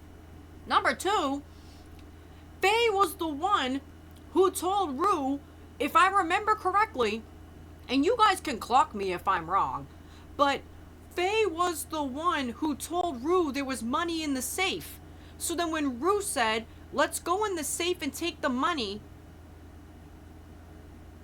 and then she was mad that there's no money in the safe. What do you mean? Like, genuinely, like, seriously, like, actually, what do you mean? Faye was the one who said there was money in the safe. She has no one to blame but herself. And then, like, the whole reason she was mad. Okay, let's backtrack. Faye tells Rue there's money in the safe. Rue is like, hey, let's do this. And then Faye's like, like, I don't know. I love my Nazi man. Like, I don't know if I want to do it. And then Rue's like, okay. So we move on from that. Then we get to the day of. The Nazis cut open Rue's hand because they, like, accuse her of being a traitor. She gets mad and is like, you're being too hard on Rue. That's my friend. All of a sudden, then she's like, let's get the money because her Nazi boyfriend wanted to kill Rue for, like, basically, like, no reason, just, like, other than just suspecting her, and, like, wanted to kill her also for a really racist reason. Also, like, I feel like we gotta add that in there for context. And then she sees that there's no money, which she was the one who told Rue that the money was in there, and then she gets mad and wants Rue dead. Even though there was no money involved earlier, she was not thinking of betraying her man, and she got mad because they hurt Rue. What? Like, I'm sorry, what? Like, what? I just don't get it. I literally don't get it. This, like, Faye is the character in this season that legitimately makes zero sense at all. Like, every motivation that she has, like, I'm sorry, like, first of all, why the fuck was she even, like, why did she even come, like, being a drug mule anyway? Yeah, why did Jules drop out of art school? What, to be a sugar baby? Is that where we're at? Is that where we're at? Also, like, I'm sorry, like, I know that people are, like, I think that Jules has been completely unreasonable this season. Like, I think that her whole plot line with the creating the art for the network television show and then having a bunch of penises in it, and I'm not saying, let me be clear, that I'm not saying it was the issue with who had the penis. It's just the fact that she knew she was making art for a network television show. I don't think Jules, in her right mind, would ever drop, like, a penis on, like, that's just not Jules or any normal person. If you knew that you were being contracted to make art for a network television show that is on cable, because that's what they have said this entire season, if I remember correctly, or if I interpreted that correctly, like, Jules is not dumb. Like, why would she do that? And then, like, what? Like, what do you mean? What do you mean it was gonna be on, like, live cable television? It's like a drama. It's like a soap opera. And you drew an artwork with penises on it. And then when you were told, hey, this is, like, you can't have penises on this, or, like, honestly, nudity at all, then you just ruin the whole art piece and fuck Lexi over? That's just not something Jules would do. Like, I'm sorry, like, that's just not something Jules would do. And then, like, I don't know, her, like, getting mad at Rue, even though, like, I think that her getting mad at Rue is just, like, whatever. Like, I kind of get it, because I think that Rue, like, people are like, I can't believe Jules, like, slapped Rue. And I'm like, I don't care. I don't care. I'm sorry. Ever since I have watched this show, I have watched it from the beginning multiple times. Rue is not a good person. Rue is not a good person. I'm not saying Jules is a better person. I'm just saying that Rue, especially in this season, is a awful person. She's working with Nazis. She's seeing women get sex trafficked. She's working at a strip club, berating the women, feeding them drugs and watching them go through nightmare scenarios and doing nothing about it. Rue has literally gotten herself in some deep ass shit. You mean to tell me that Jules was the villain for slapping her? I don't give a fuck that Jules slapped her. I don't give a fuck. I'm sorry. Rue is so bad this season. There are very few people in that show from the main original cast. Like, I'm not talking about the new people or Lori or anybody. I'm talking about the high schoolers, the high school class that have done as worse things that Rue has done, other than probably Nate. I'm sorry, I couldn't give a fuck less. Do I think it was right? No, we shouldn't be slapping anybody. But if we're talking about the fucking morality Olympics here, Rue has also put Jules through hell for years. And I'm not saying that Jules always made the best decisions and that Jules is perfect, but I don't know. And also, yeah, I don't know how Rue is even alive.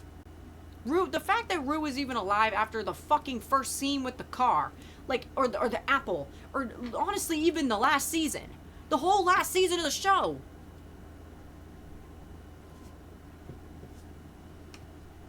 Also, really not a fan of where they took Lexi's character. I think that Lexi is finding success, but, like, they kind of keep, like, what's it called? They keep, like writing her as, like, this hater who, like, is evil and, like, mean. When, like, she kind of has, like, a very, like, she's, like, low-key, like, one of the most stable, she's, like, the most stable person. I know, I feel like that, too. Either that or she's just gonna die, and it's gonna be, like, a peaceful death, and it's gonna be a whole thing. But I don't know, like, I am a little bit annoyed because I feel like Lexi's portrayal is very, like, satire of, like, the left. If, like, here, like, stay with me, guys. Like, her criticism on, like, religion to Rue, I feel like is written to be, like, she's being a hater. When, like, I'm sorry, like, if my friend who who like has always been like a drug addict, and like is now telling me that like she's working with Nazis and is like always like disappearing and doing crazy shit, all of a sudden is like, I found God, and then I'm like just trying to work on my fucking screenplay, I would be like, what the fuck are you talking about? It would just seem like another bullshit thing from my friend who has put me through hell the past 10 years. And Maddie telling Alamo about the DEA, like, don't even fucking get me started on that. That was like so stupid. That was so stupid. She would never do that. But like, Maddie's character is a whole other thing. But like, I don't think her character is bad, but I just think that like, they're writing her as if she's like a hater and like she's judgmental and like she's a problem. When, let's be like, she's literally the most stable one out of all of them. She has a job, like, yeah, she's like working her way up or whatever, but like, she's doing good. Out of everybody, I'd say Lexi's probably doing the best. Like, she just got like a promotion, like, I mean, not a promotion, but like, she's getting more responsibilities at work, even after Cassie made her look like an idiot, even after Jules made her look like an idiot. Like, literally, like, I know, and then Alamo had no reaction. Like, I'm just like, what is going on? Like, help me, not you. You're watching my stream right now like Dorothy. You're Dorothy maxing right now, Lunar. Yes, I know her by name. But yeah, he didn't even care. But honestly, like, I don't know. The whole Alamo situation is kind of like, I think, like, one of the most interesting parts of this entire season we got was his backstory. I did enjoy that part of the episode. But, like, I don't know what's going on with anybody this season. And honestly, like, I've seen a lot of predictions. Like, like, I don't know. Like, I don't, and I will say, like, what, the episode with, like, Rue, like, we're talking to her mom for, like, 20 minutes straight, like, I don't care. I'm sorry. Like, I don't think there's any redemption for Rue now. She literally has she fucking covered up a murder. Why didn't I mention that earlier? She covered up a murder. A murder. She knew this girl died, and then when her friend had a mental breakdown because she didn't know where her friend was, she revealed that the girl died and then sent the girl into what was likely sex trafficking, and Rue knew her ass wasn't coming back. Like, Rue is so unredeemable that, like, I don't care about, like, if I'm being real with you, when I watch this show, I really don't care about Rue's character arc at all this season. I actually find it to be the least interesting, like, part of it. Like, I'm just, like, I don't know. This season sucks. I feel like that goes without saying. But, like, honestly, like, I understand why the actress who plays Kat just, like, didn't want to come back. Like, I would feel the same way. Maddie's character has just gone all the way to the pits of hell. Like, basically, like, making Maddie into some sort of, like, digital pimp when, like, let's be real, like, Maddie needs to be, like, working in fashion. Like, if this was, like, true to Maddie as, like, her character in, like, legit every other season, she either married rich or she started working in the fashion industry. Like, Maddie's, like, never wanted to work. They, like, make that, like, very clear. Like, if anything, if Maddie, like, married, like, some rich guy, I would be like, yeah, that's pretty true to her character. Like, that's, like, her whole thing. Like, she wants to do jobs where she doesn't have to do a lot of work. If she was going, like, I think her being an agent even for influencers is, like, is a great path for her. But, of course, we have to get her mixed up with Alamo, and then apparently she's now stupid when she's, like, never been stupid. Like, she's never been a naive character. Other than when she was, like, I guess you could say she was when she was in her abusive dynamic with Nate, but she was also a victim of abuse, so I wouldn't even call that naivete. I would just call that her being an abuse victim. Like, and she still also, like, knew what was happening. Like, she's not dumb. Like, Maddie's not a dumb character. Like, she's always, like, I wouldn't say that she always makes the best decisions, but I just don't think that this is true to her character. Cassie is honestly the most true to her character I've ever seen her. Because Cassie's whole thing is that she's, like, obsessed with male validation. So, you know what? Become an OnlyFans model, girl, whatever. Girl, whatever. I guess it lines up. Elliot? I forgot about Elliot.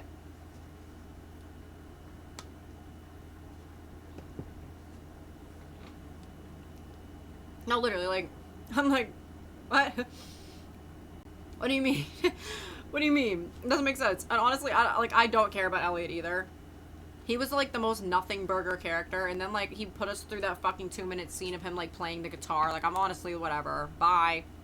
And I don't even think they could have had Hunter Shaver sign on for that fucking role if he came back. And you know what? I'd rather have her. He's like legitimately evil. If he comes and plays a song at Rue's funeral, I'm turning the fucking whole show off. I can't handle that. That's way too much. That's just way too much. I'm not doing it. But overall, dog shit booty season.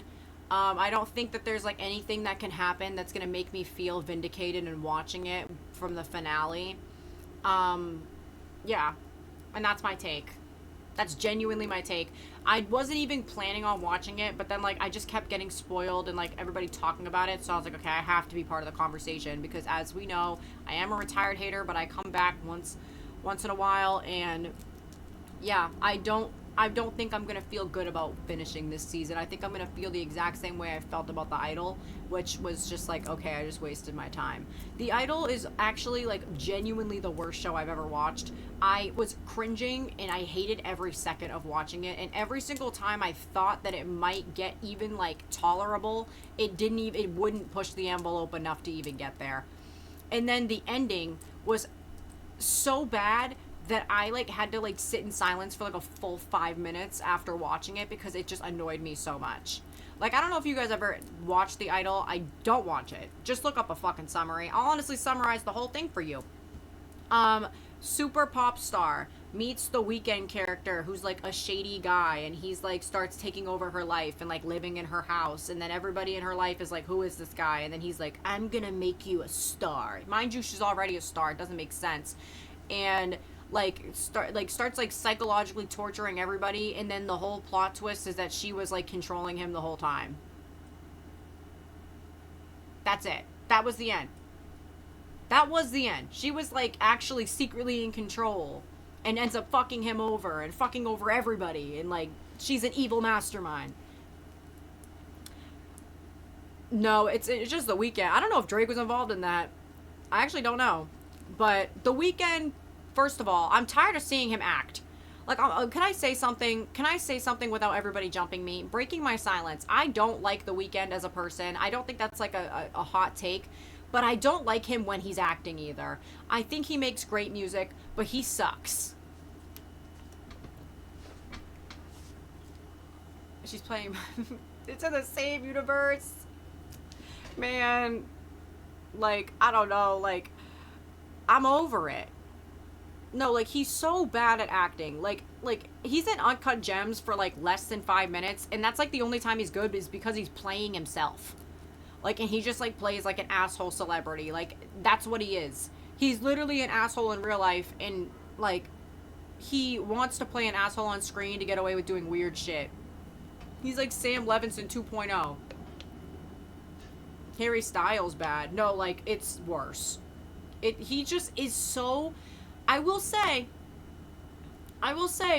when it comes to playing, like, a slimy piece of shit individual... The Weeknd does a great job, because I don't think he has to act that much. I know, he's like a very recognizable figure. Like, yeah, I don't know. That show was fucking awful. It was so awful that it made me, like, doubt where we are in, like, the state of television. That's how bad it was. I was like, oh my god. And, like, I will say Lily Rose Depp, like, actually is a really good actress. So, like, her performance was, like, okay. But also, like, the script she was given, they didn't give her much to work with. Like, they really didn't.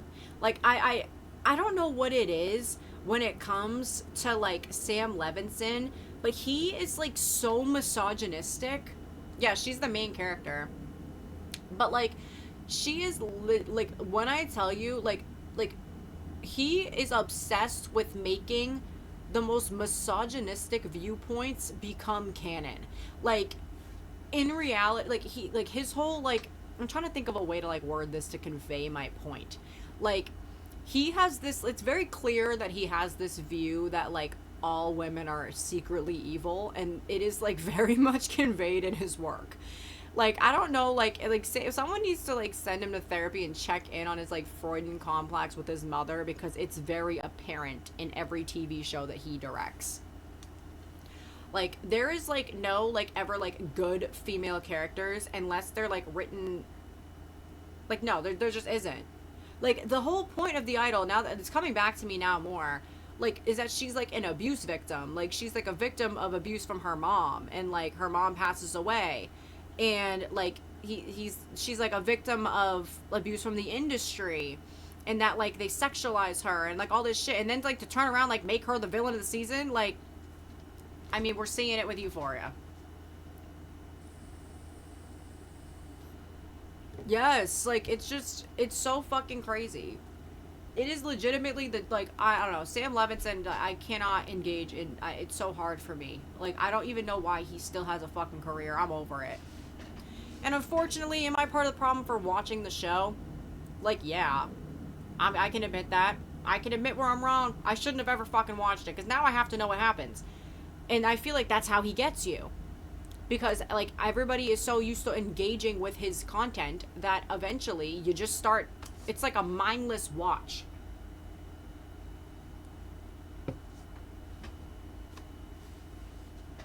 I don't know. I don't know. It's exhausting. Like, I'm trying to even think of, like, anything else he's done. Like, I don't know if he's made movies. If he does, I'm not watching it. But it's just, like... It's just a crazy... The whole thing's crazy to me. The whole thing is crazy. After Euphoria, I hope that no one fucking hires him to literally make anything else. Because this can't keep happening. Like, we can't keep doing this shit. It's getting to be too much. And it's a mess. There's way too much bad shit in everything. It's awful. It's awful. He, like, and Quentin Tarantino's a mess, too. Okay. This is the other thing I want to talk about. So, Manon has officially confirmed not being Cat's Eye anymore. I think that low-key, my original theory still low-key stands. Like, I kind of think that they have created this whole controversy to, like, and, like, have literally, like, created this whole thing to villainize the girls who are left in Cat's Eye so they can focus on their new thing, Saint Satine, which, mind you, they should have just fucking kept Prelude. Oh yeah, this is what I want to talk about. So I watched the, like, clips of the whole Prelude show. Sakura is the girl they picked. I'm pretty sure she's like 15 years old. I think that's really stupid. I don't understand why not that she's not like at her, it's not her fault for being 15, but it is really stupid that they keep like adding minors to groups that are full of people who are not minors. I don't get it. Like, I'm pretty sure the other girl who was meant to be in what's it called, in this group, or like was also like, I'm pretty sure like really deserved the most points, because like I saw her performance, she was amazing. I'm pretty sure she was 19. Like, I don't understand why they didn't just put her in the group. And from what I understand, like, I'm sure the what's it called, I'm sure the audiences in, I think it was a Korean show that was doing the whole survival show thing, but I'm pretty sure the audiences probably did vote a certain way. I don't really believe it. I think that people like generally vote on visual, and not to say that Ayana is like in any, like, she's also beautiful, but she was just much more qualified to be in the group, in my opinion. I think that's a common popular opinion. Not that Sakura sucks, but she's just young. Like, she needs more time to, she's just not ready. She's not ready to debut yet, and that's not her fault. She's fucking 15 years old. But not to shit on anybody, I think that they're all very talented. But, like, why would they put a 15-year-old in this group? I don't understand it. They love doing that. It's weird, and I think that it's weird, and it's for very, like malicious reasons, and, like, it just doesn't sit right. Like, I don't know. Like, it's not, it's like, oh, that's not, you know, like, it's like, oh, like, why do you need to put a minor in this group? Like, why do you need to do that? Why do you need to do that? Hello, welcome. We're talking about the new Hybe X Geffen group. But yeah. Anyways, I really do think that that's why they kicked her out. I think that they wanted to stir up controversy so that people will stop caring about Cat's Eye and care about this new group. I know I haven't streamed in a while because I was taking a little break, but I'm back. I am so back. We are so back. Like, I do think it's really fucked up and sad, and I hope that we get more information on why she left the group, but I don't think that we will. At least not for a very long time. These are my new nails. I'm trying to see if like I can show them better, but yeah, the new birthday set. My birthday's next week. Yeah, and like they love Lexi. They don't play about Lexi, so I don't know. Oh my god, no, you're good. Listen, sometimes you get a new set. It happens. But yeah, I'm gonna be 24. Low-key, like, the most annoying birthday because I can't wait till I turn 25 so I can have a SpongeBob theme party. But unfortunately, 24, so we have to do Rainforest Cafe theme party this year. I don't make the rules, but, like, that's just how it has to be. Yes, I am Unk. Every year older I turn, I'm just like, damn, I'm Unk as shit. Like, I remember when my little cousin was born, I was 12. And I was like, oh my god, like, when she's 12, I'm gonna be 24. Like, I'm gonna be legit so old. And now I'm like, oh, okay, I'm washed. Like, I'm just fully washed. And it only gets worse. It only gets worse. Like, even though, in reality, though, like, low-key 24 is, like, still young as fuck. Like, I'm trolling. But, like, it's just, like, when you, like, realize, like, oh my god, like, I'm actually, like, I'm like, actually for real an adult. It's like, ooh. Ooh. That's so much. Like, that's so much. That's, like so crazy. Like, I just, like, I'm not to be, like, one of those people that's, like, I'm a 24-year-old teenager. But I feel like it's, like, when you're 24, like, you don't know what the... Like, even when you're 23, when you're 22, you don't know what the fuck is going on. Especially, like, the state of everything in the world. I'm like, oh, I feel like this is the worst time to become an adult ever. Krusty Krab Pizza. Yes, we are clocked in for our shift right now. But yeah, I don't really think you actually become Unk till you're, like, low-key, like, 60 years old. Like, I feel like low-key, I can't wait to be 30, because when you turn 30, like, you got your shit together, life is low-key tea as fuck. Like, you just get to, like, vibe out, and, like, you're not, like, dealing with, like, the frontal lobe development, and, like, everything's, like, low-key good. Like, every person I know who's, like, above the age of 30 is, like, legit, like, happy and thriving. like, when you're in your, like, mid to late 20s, it's like, ooh, it's over. But, yeah. Sometimes, like, I have, like, friends that, like, just turned 21, and I'm like, I'm gonna be 24. Like, it's just, what are you gonna do? What are you gonna do? Sometimes you get a year older. And this isn't a fun year to turn. Like, that's why I'm just, like, annoyed. Like, 23 was fun because I love number 3. 22 is fun because it's, like, 2-2, you know? Like, 21 was fun because I'm getting genuinely blacked out drunk. 24? Come on. Come on. No, we SpongeBob max around here. We do. But 25, because what's funnier than fucking 24? It's fucking 25. I'm literally, like, I don't even think anybody's gonna want to be near me during my 25th birthday, because you think this, like, I'm about to, like, I do this shit on a regular day. I'm just wearing this shit for the fucking love of the game. Wait till my 25th birthday. Just fucking wait. I'm gonna be really annoying. A double, triple, bossy, deluxe on a raft. 4x4 animal style, extra shingles with a shimmy and a squeeze light, axle grease, make it cry, bird it, let it swim. Will that be cash or credit?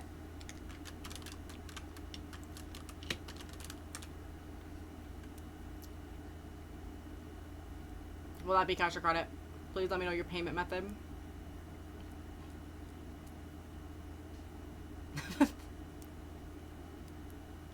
I love this hat. No, I got this on Amazon. I got credit right here. Alright. Alright, your order should be out in 15 minutes. Yeah, I got this on Amazon because I was SpongeBob for Halloween this year. Like, I'm sorry guys, like, I have to SpongeBob max all fucking year round. It doesn't matter. I could legit be genuinely at any point in life. And I'm gonna be SpongeBob maxing. I'm gonna be SpongeBob maxing.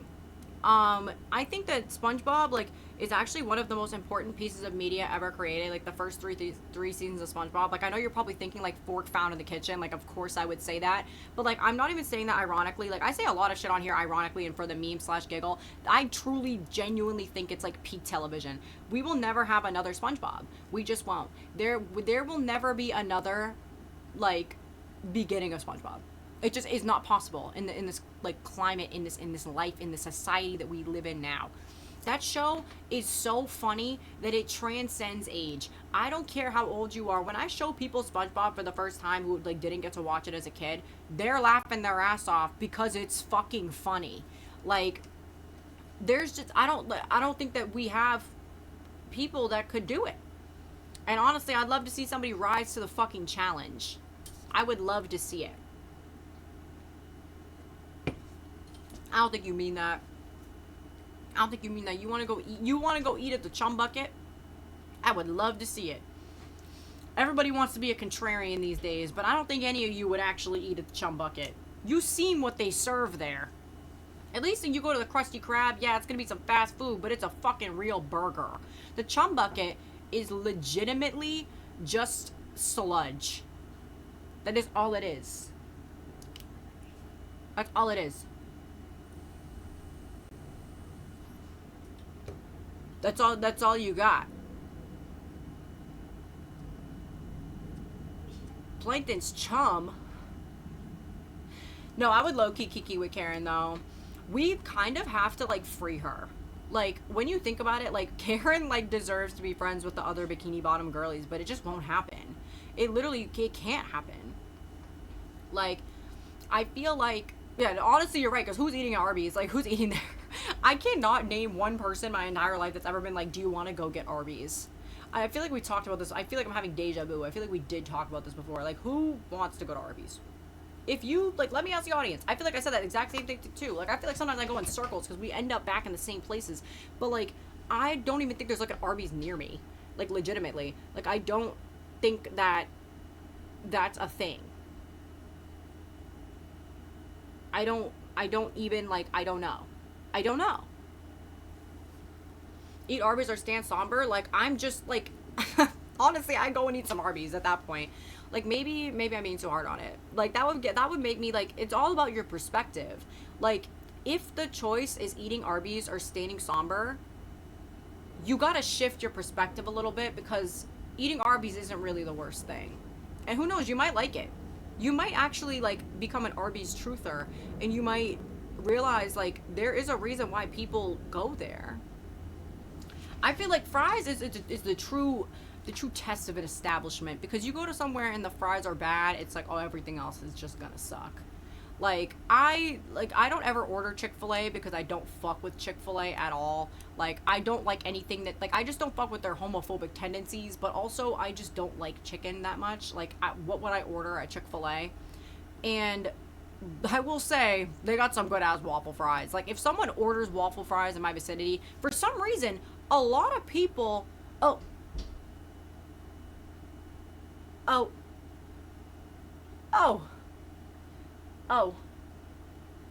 I guess it's... Oh. Wait. Let me defend myself. A lot of people say the waffle fries aren't good. Give them to me. Because I'm gonna fucking eat them. I'm sorry, I like a waffle fry. I really do. I think a waffle fry, it's an interesting take on a fry. What's better than that? What is fucking better than that? I will say, I would order a waffle fry from anywhere, though. Like, I think that low-key, if you don't like a waffle fry, you're just not gonna like the Chick-fil-A fries, because there's only a waffle fry. Most obvious take of the year. I'm fucking spitting over here. But, like, if you don't... That's just tea. Like, if you don't like a waffle fry, you're just not gonna like it. But if you like a waffle fry, it's just a regular waffle fry. Just saying. But, yeah, I like, if I am... like, I don't know. Okay, wait. Breaking my silence. I don't like a potato wedge fry. I don't like it. I don't like it one bit. You know what I fucking love, though? Okay, you know what? Can we all agree on something really quick? Like a steak fry, okay? Like one of those, like, big, flat fries, like, covered in salt. Oh, my God. Ooh, that shit is just way too good. Just way too fucking good. You're not gonna find a better fry. And listen, I like a McDonald's fry. I don't really like a Wendy's fry, if I'm being real. I don't even know if I like a Burger King fry, because I don't ever eat a Burger King. I'm low-key a Burger King antsy. I don't fuck with it. But also, can I say something? I don't like a seasoned fry. Oh my god, everyone's gonna kill me. But I just don't. I'm sorry, I don't like pepper. Like, I love salt. I'm a salty woman. I consume an abnormal amount of sodium. If you put too much pepper on that fry, like, I just don't want to eat it. When it comes to me, give me that unseasoned steak fry. I'm gonna dip that shit in some ketchup and cover it in salt. There's just nothing better. There is genuinely nothing better. Like, it's amazing. A McDonald's fry, we're talking about fries, but, a McDonald's fry, I feel like it's like the connector that bridges the gaps between the different enjoyers of different fries, because I've never met anybody that doesn't like a McDonald's fry. The only thing is, you let a fry sit for too long, especially a McDonald's fry, you just can't eat that shit. It's like, it has like a fucking timer on it. It has like a countdown until it starts being evil. Yup. Honestly, I think my Cheez-Its half the time are not fucking salty enough. And most of the time, I need a little bit more salt on that shit. I am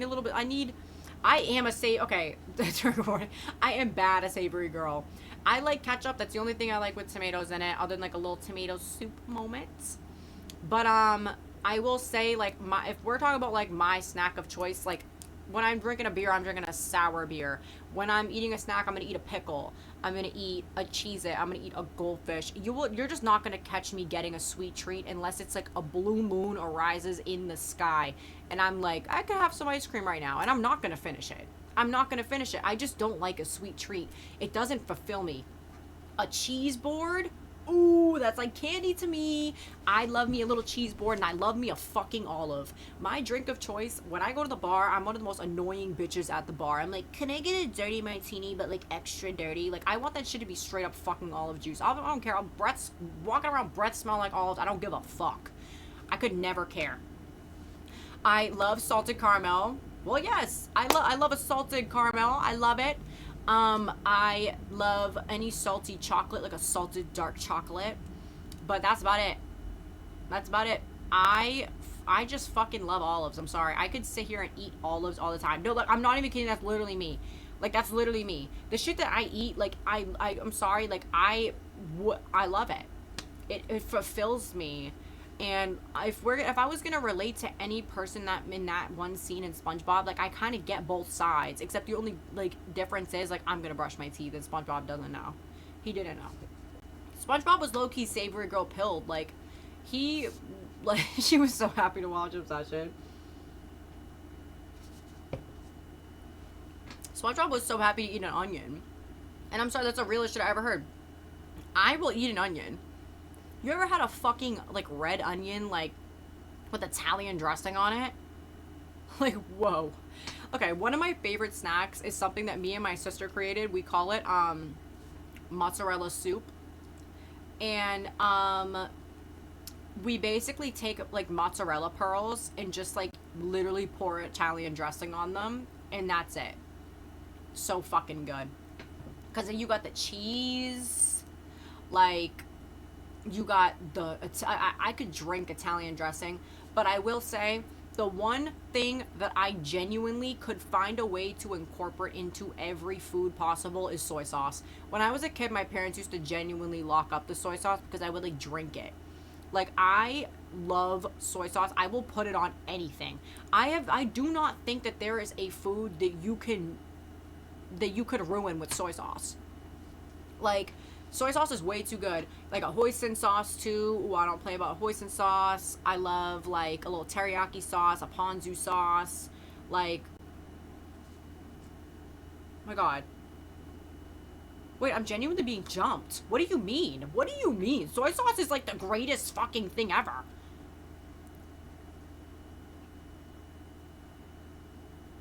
I was not expecting this reaction about soy sauce. What do you mean? Genuinely, what do you mean? Soy sauce is literally, like, there's like not like if we're gonna do like a condiments tier list, like a sauce tier list, soy sauce is easily S tier. Like I would literally like you said it would ruin a burrito. I would put soy sauce on a burrito. I don't give a fuck. If you give me a teriyaki like soy sauce marinated like fucking like piece of carnitas, oh my god, that'd be so good. That'd be so good, but no one's doing it. No one's fucking doing it. Like ranch is good, but if it comes to ranch or soy sauce, I'm dipping it in soy sauce. I would dip a fry in soy sauce. But there's something, okay, like, this is the thing. It's like a rectangle is a square, but a square isn't a rectangle. Like, I would dip a fry in soy sauce. I would dip a fry in ranch. But there are things that ranch would ruin that soy sauce would enhance. And I don't think that soy sauce would ruin anything. Like, oh my god, a tier list? That's like way too much work. I just like don't want to do it. Like can't take the pressure of it. No, I'm trolling. But like soy sauce is just up there. And ketchup, I'm sorry. I know that people want to troll me for liking ketchup, but ketchup is good. Ketchup, however, can ruin some dishes, making it's an A tier condiment. I would say that ranch is also an A tier condiment. In Italian dressing, S tier. Many things that you can't ruin with Italian dressing. You just can't. You just can't. Italian dressing is like so amazing. I'm gonna portion my time.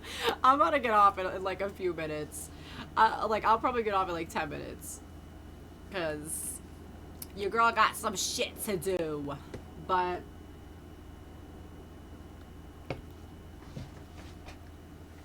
wait, whoa. Wait, I'm actually genuinely experiencing friendly fire from Lunar.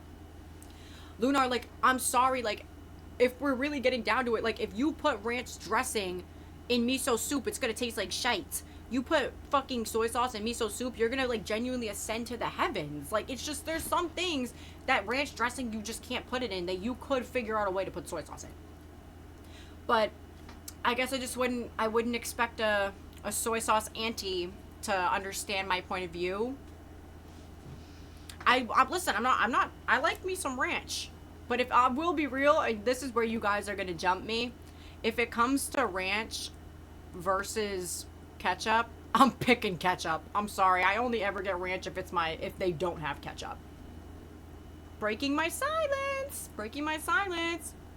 I would put soy sauce on pizza. Sriracha is also very, very good. I love sriracha. I could put sriracha on pretty much anything. I put sriracha on pasta. I don't care. It autocorrected to gay. I didn't even bat an eye. Listen, guys, it's almost Pride Month. You guys know that Pride Month is my fucking month, okay? I run a strict program around here. So, like, it tastes like Belly's alien mask. I just saw that. Like, I'm sorry, like, if it's between ketchup and ranch, though, I'm going for ketchup. We don't have ketchup, I'm going for ranch. And you know what? I'm a mustard truther, too. I don't mind some mustard. It's gotta be that, like, real mustard, though. That, like, Dijon mustard. Like, you give me some yellow mustard, you're bothering me. Like, even honey mustard, like, it's just too sweet. Like, I want that shit, I want it straight out the fucking mustard seed. That's what I want. I want to see where Kiwi is.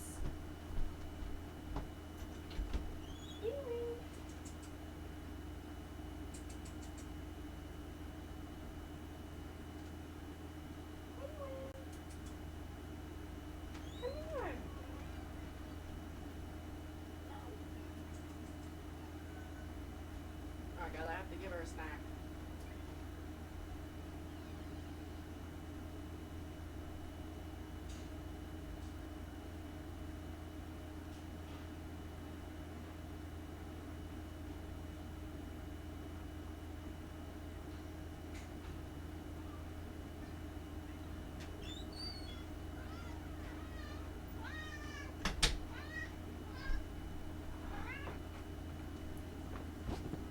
I have my little kitsy. Oh, she dropped one. And you know, Kiwi, come here. Look. She's so dumb. She wants a bite bad. Cottage cheese is only good once in a fucking blue moon. You couldn't pay me to eat it like 90% of the time. Did you eat your snacks? Did you enjoy your snacks? She's annoyed because she dropped one of them and she can't find it. I know you found it already. Like, I know that you think that there's more down there, but there literally isn't. Mac sauce on a Big Mac? Amazing. Just saying. I would drink that shit. Like, come here. Hi. Hi. Oh, I got a hair in my mouth. I got your hair in my mouth.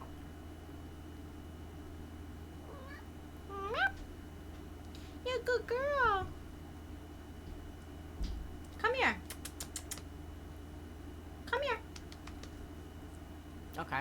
Well, she wants to stand over there. She's playing this I'm gonna stand over here game. Okay. So I don't know if you guys know this about me, but I have the cilantro soap gene. I just want to like have a moment of silence for that because it's like honestly really like hard for me. Like it's something I actually struggle with on a daily basis, and it's like a really soft spot. So like I would love to enjoy like so many things. And I literally can't. Like when I tell you if I eat food and it even has like a garnish of cilantro in it, I legit cannot finish it. Like it is so bad. It literally becomes viscerally disgusting. And you would not believe how much fucking food has cilantro in it that you would not know. And no, literally I just tell them I'm allergic. But what bothers me about it is a lot of things like on the menu will not say that it has cilantro in it. Like, could you imagine if I had like a life-threatening allergy and I received the food and I started eating it and it's just like mixed in there? That's happened to me. Like, I have literally told places, like if I go to like a Mexican restaurant, like I know that I'm going to be getting like a little bit of cilantro and I'm okay with it. I'm okay because I know I know the type of food I'm eating and that they're probably going to be a little heavy-handed with it. Typically, if I tell them, like, I can't eat cilantro, they'll just take it off and they'll be like, we can't take it out completely, but, like, we can take it off as a garnish, and they'll do that for me, and that's totally fine. But, like, I remember so me and my mom, we went to Disney, and we literally, like, had, planned our entire trip around that, like, Space 22 restaurant. Like, it was, like, our big splurge. Like, we were, like, we're gonna go and get, like, this, like, 4-course meal. And, like, 'cause she had graduated. It was, like, her treat, you know? Like, we were treating her. And I ordered pad thai. And I just want to say, I could be ignorant, and pad thai might have cilantro in it a lot. But I've never had pad thai that ever had cilantro in it, literally ever in my entire life, and it was not on the menu. And when I got it, I was like, I literally just wanted to cry. Like, I literally just wanted to cry because, like, it was like a coursed meal. Like, I couldn't, like, send the food back. It was coming in an order, and that was my entree, and it was so expensive. So, like, I did end up having to send it back because, like, I literally couldn't eat it. Like, I actually did try to eat it and, like, suffer through, but it was literally, like, so finely chopped, and it was just awful. Like, I wish that restaurants were more open, like, especially if they're using it as a garnish or if it is just used as, like, some sort of seasoning. Like, I know that you can't expect them to do it with, like, all seasonings, but, like, specifically, like, people have got to know. It was finally somber. I'm crying. Ceviche, though, I will say I love ceviche. I do not play about ceviche. Ceviche is, like, one of my favorite foods ever. Look how cute Kiwi is. But yeah, it's, like, awful. Like, when I go to somewhere and I don't expect cilantro to be in the meal and it's in the meal, I'm immediately annoyed. So sometimes if I go somewhere and I'm even, like, somewhat worried about it, I'll be like, I'm allergic to cilantro. And I know that's, like, kind of shitty to do, but, like, that's just what I say. Like, I just say I'm allergic to cilantro, and sometimes they'll be like, we can't, like, fully take it out. And I'll be like, no, it's fine. My mouth just gets itchy. I just, like, if you can, take it out. Fastest way. I love steak tartare. I honestly love any sort of raw meat. Don't make it weird, guys. But, like, I love sushi. I will literally eat any sushi you put in front of me. I don't really see the difference of, like, eating. Like, I'm being real with you guys. Like, I order my steak fucking rare, medium rare. I don't give a fuck. I've gotten my steak raw before, and I'll fucking eat it. I don't care. Like, that. Like, when I tell you guys about my cat-like behaviors, that's, like, one of them. I don't care if meat is, like, cooked. I honestly would rather it be fucking raw than eat that shit fucking cooked all the way. I have friends that literally would cook that shit well done. I'm like, oh, I'm not eating it. I'm sorry. Like, you're genuinely eating a tire. Like, I'm dead. It might be. No, except chicken. Chicken? Hell no. But also, guys, keep in mind, I don't like chicken. Like, I don't really eat chicken. So, like, When it comes to like steak, that shit comes out raw, like whatever. Like, you know what I mean? Like, it's like partially cooked. Like, it's gonna be fine. From what I've read, like, apparently, like, the biggest issue with, like, getting a foodborne illness from a steak is typically on the surface anyway. So, like, if the middle's a little raw, like, are we gonna be, like, we're gonna be okay.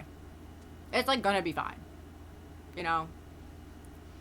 But, like, I don't know. I've never tried, like, a blue rare steak, but I watch people cook it, and you know what? I'd eat it. Steak tartare, like, I'm like, whatever. It's good for consumption. I'll eat it. I love ceviche. Anything, any sort of raw fish. Just fucking give it to me. I don't care. Don't care. Okay, I like blue cheese, but I will say it's not my go-to. I get blue cheese when ranch isn't available. Well, it's not raw, but, like, it looks raw. Like, I know it's, like, technically cooked. But, like, when you're eating ceviche, it gives raw. Like, it's the same, like, people who don't like sushi typically don't like ceviche.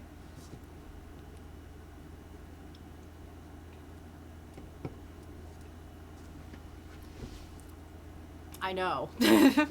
Trust me, y'all. I'm a ceviche truther. Because low-key, like, when I was a kid, my parents just kind of, like, forced me to eat. Because I had, like, really bad, like, issues with, like, trying new foods. So they, like, just forced me to eat a bunch of shit. And I was like, whoa, like, low-key, when you eat a bunch of shit, like, you might find something you like. Like, I really don't, like, but the problem with ceviche is that it's hard to find. And they typically put a shit ton of fucking cilantro on it. So... that's my only issue with ceviche. But, there was this one time I went, like, me and my dad went fishing, and we were, like, at this hotel, and we brought, like, the fresh fish to the hotel, and they made ceviche out of it, and when I tell you, that is the best meal I've ever had in my life, and I think I was, like, maybe 10 years old. Like, we just, like, we literally, like, caught all, like, it was literally, like, fresh fish from that day, and it was the literal best thing I've ever had. But... Owl babe, I can barely cook chicken. There's no shot I can make ceviche. When I tell you guys, my diet is microwavable meals. There's no recipe, and people have tried to do this. They're like, it's a really easy recipe. It could be the most easy recipe in the world. I'm gonna fuck it up. And I also have OCD. So I don't like cooking my own meat ever. If it's ground beef, I can do that.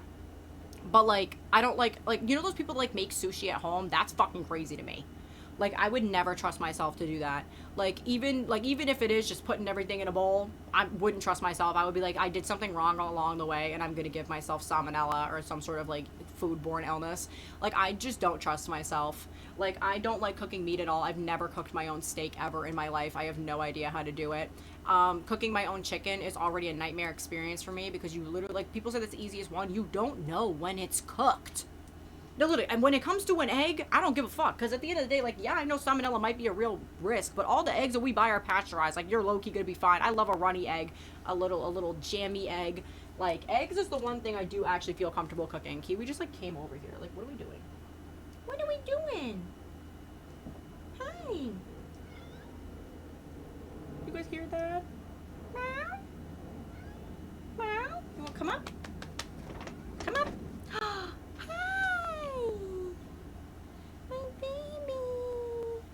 You say hi to everybody? Meow.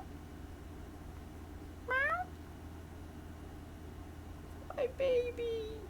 No, but ramen and a jammy egg, like, it just doesn't get better. Like, when you think about it, it really does not get better. My daughter. Guys, she never does this. She never wants to stay on the chair unless I have a snack. She just wants to say hi to everybody.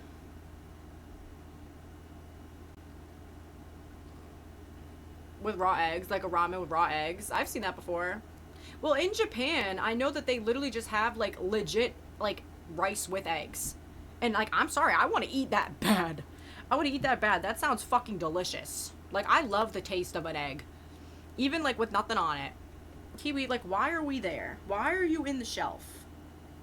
She just found a new place.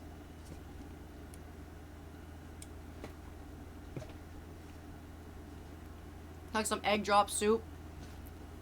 Come here. My baby. My baby. I have the most beautiful cat. Like, guys, we look alike, don't we? Like, we legit look alike. Like, people, like, doubt that I birthed her, but, like, she literally is my daughter. Egg drop soup. Okay, if I can make egg drop soup, you can make it too. That shit is low-key. Like, I don't make it, like, obviously super crazy off that. Oh, she's on the desk. She's on the desk. I don't make it, like... She's knocking mics over. I don't make it obviously the most authentic way, but like you legit just like have like chicken broth with like maybe a little bit of like miso or like dashi powder, and then you literally just drop an egg in it and stir. It's like, and then you add some scallions. Like that's like the easy version of it. There's more better. There's more better ways to make it, but Kiwi, like, can we not, like, I know that you want to be like, you want attention right now, but like, can we low key like not stand right next to my mic and knock it off the desk? Like, we like low key don't have to do that. Oh, I'm sorry guys if that just keeps getting really loud. She just like legit is knocking my mic over. You want to sit there? You could sit there. That's okay. Guys, look at her in the corner. She's so happy to bother mama. Have you guys seen the video with a cat reading chat when that girl was streaming? She was like, I think she was, oh, she tried to bite me. Oh. She's genuinely a rude cat. Why are you being rude to mama? She hungers? She does. She does. Mind you, she already ate. I've given her a copious amount of snacks. As you guys see, you guys could see, she just got some. She was just so happy to play in my face. But I will say this is actually, she's being actually very well behaved right now. I want to make that clear so she can hear me. She has not tried to jump on my fish tank at all, and or jump on my dresser at all. She's actually just coming over here. So she's actually being the most well behaved I've ever seen her be, other than lay on the bed. Huh. Mwah. I love my kitty. I love my kitty. You want to come sit? She's like, well, no. It's okay. She's happy up here. She's happy. Exactly, like, this is my daughter. Like, this really is my fucking daughter.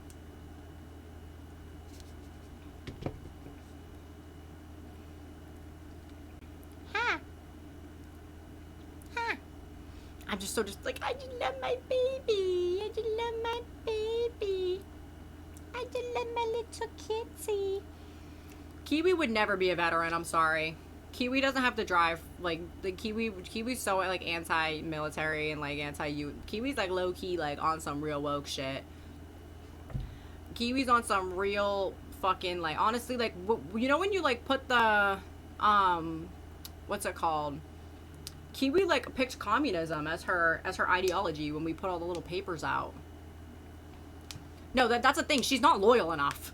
That Kiwi could never be in the military. They don't, like, in the military, like, they don't have, like a churu there. If she, the other side could give her anything.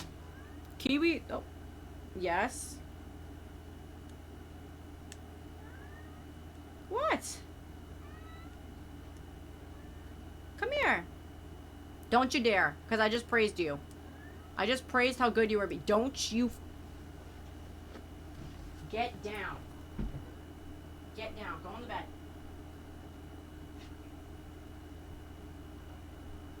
We tried. I don't think she's gonna stay up there. Maybe she will. Oh, okay. She said, time to lick myself in a weird way. Yeah, Kiwi, like, low-key, like, Kiwi low-key is a communist, but, like, we don't talk about it. Like, me and Kiwi don't talk politics, like, that often because, like, she gets really passionate about it, so... even if we have, like, the same opinion on something, like, she still wants to fight. It's just like, girl, like, wrap it up. Like, you know what I mean? Like, Kiwi has, like, really intense political opinions, so we just don't talk about it. But, yeah, Kiwi could just never be in the military. Like, she just, like, literally, she's not loyal enough. Like, she's loyal to me only. I'm honestly and she bothers me, like, 90% of the time for food. Like, she couldn't handle it. She couldn't take the pressure of it. Kiwi doesn't want to do anything that she doesn't have to do, and low-key, when you're in the military, that's, like, all of it. Like, I can't even clip her nails without fucking bribing her with food. There's no way that she would survive the military. Look at her. She's just over there in the back. That's why she's just so funny. I just think, like, cats are just so fucking funny. Kiwi is... Imagine if Kiwi had a political podcast. she'd be like, ow, ow, ow. People will be like, whoa, way too far, way too far. No, I'm trolling. Kiwi would never have, like, a bad opinion, though. Like, low-key, Kiwi, like, she's an educated woman. She just, like, cares a lot about the food economy. Can you get down, like, genuinely? Can you please come over here? Can you please come over here, Kiwi? Can you come over here now? I know you're pretending like you're not going to jump up there. I'm looking right at you. Do not make me get up. Come here. Come here. She doesn't give a fuck. She does not care. No, Kiwi low-key is dark woke. Kiwi, come here now. Don't even think about it. Don't even think about it. She's pretending. She's licking her back to try and pretend like she's not gonna jump up there. This is what she does.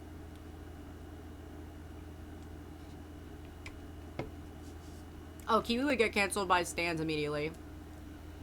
She could jump by felony stands.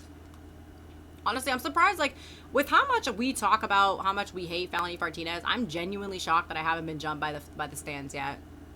That's how you know, like, I'm not famous enough. I am not enough of a niche micro internet celebrity. Like, we have to do more, guys. My first cancellation, literally, I'm genuinely calling it now, it will be that by the felony stands. I don't even think it'll be by the somber fans because, like, I don't think that they even care about them enough. I'm actually kind of famous Slater. Everybody streams Slater. We love Slater. Look at DMs.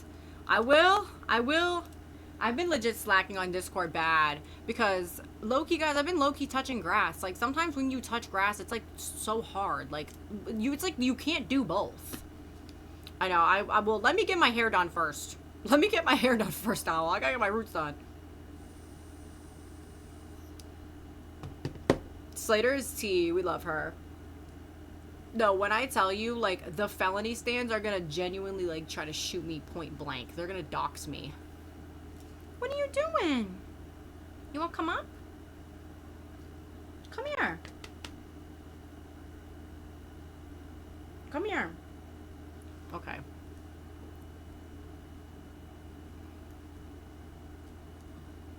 Sometimes you try. You do your best. You do your best. She's such a silly little kitty.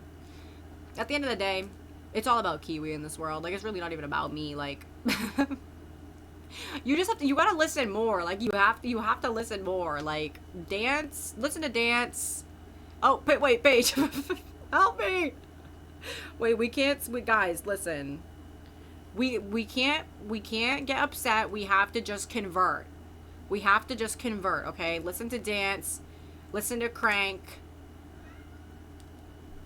Oh my god, she told me I wasn't paying attention. Get down. Get down. Go in the bed. Go in the bed. Go in the bed. Go in the bed. I'm coming to get you. I'm coming to get you.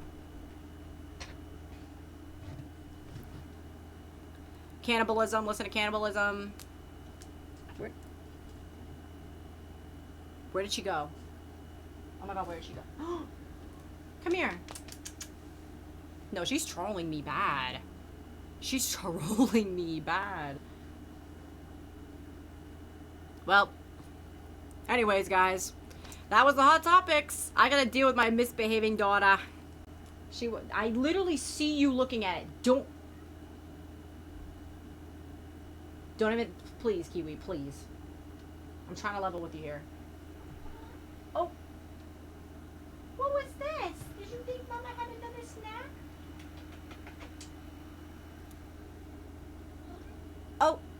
Oh my gosh, she's trying to fight me. She's genuinely trying to fight me. Look, whenever I do this, she's not going to do it now, but she'll hit me. Oh, she did it. That's my favorite thing she does. I think she thinks I'm, like, trying to swat at her and we're trying to play. Like, that's how I think that she thinks I'm just a big cat. Well, I know that she does, because it's, like, psychology. But look, she does it. She's going to do it. She think we're playing, my little baby. Okay, sorry, guys. Got sidetracked by my crazy-ass daughter. Love y'all.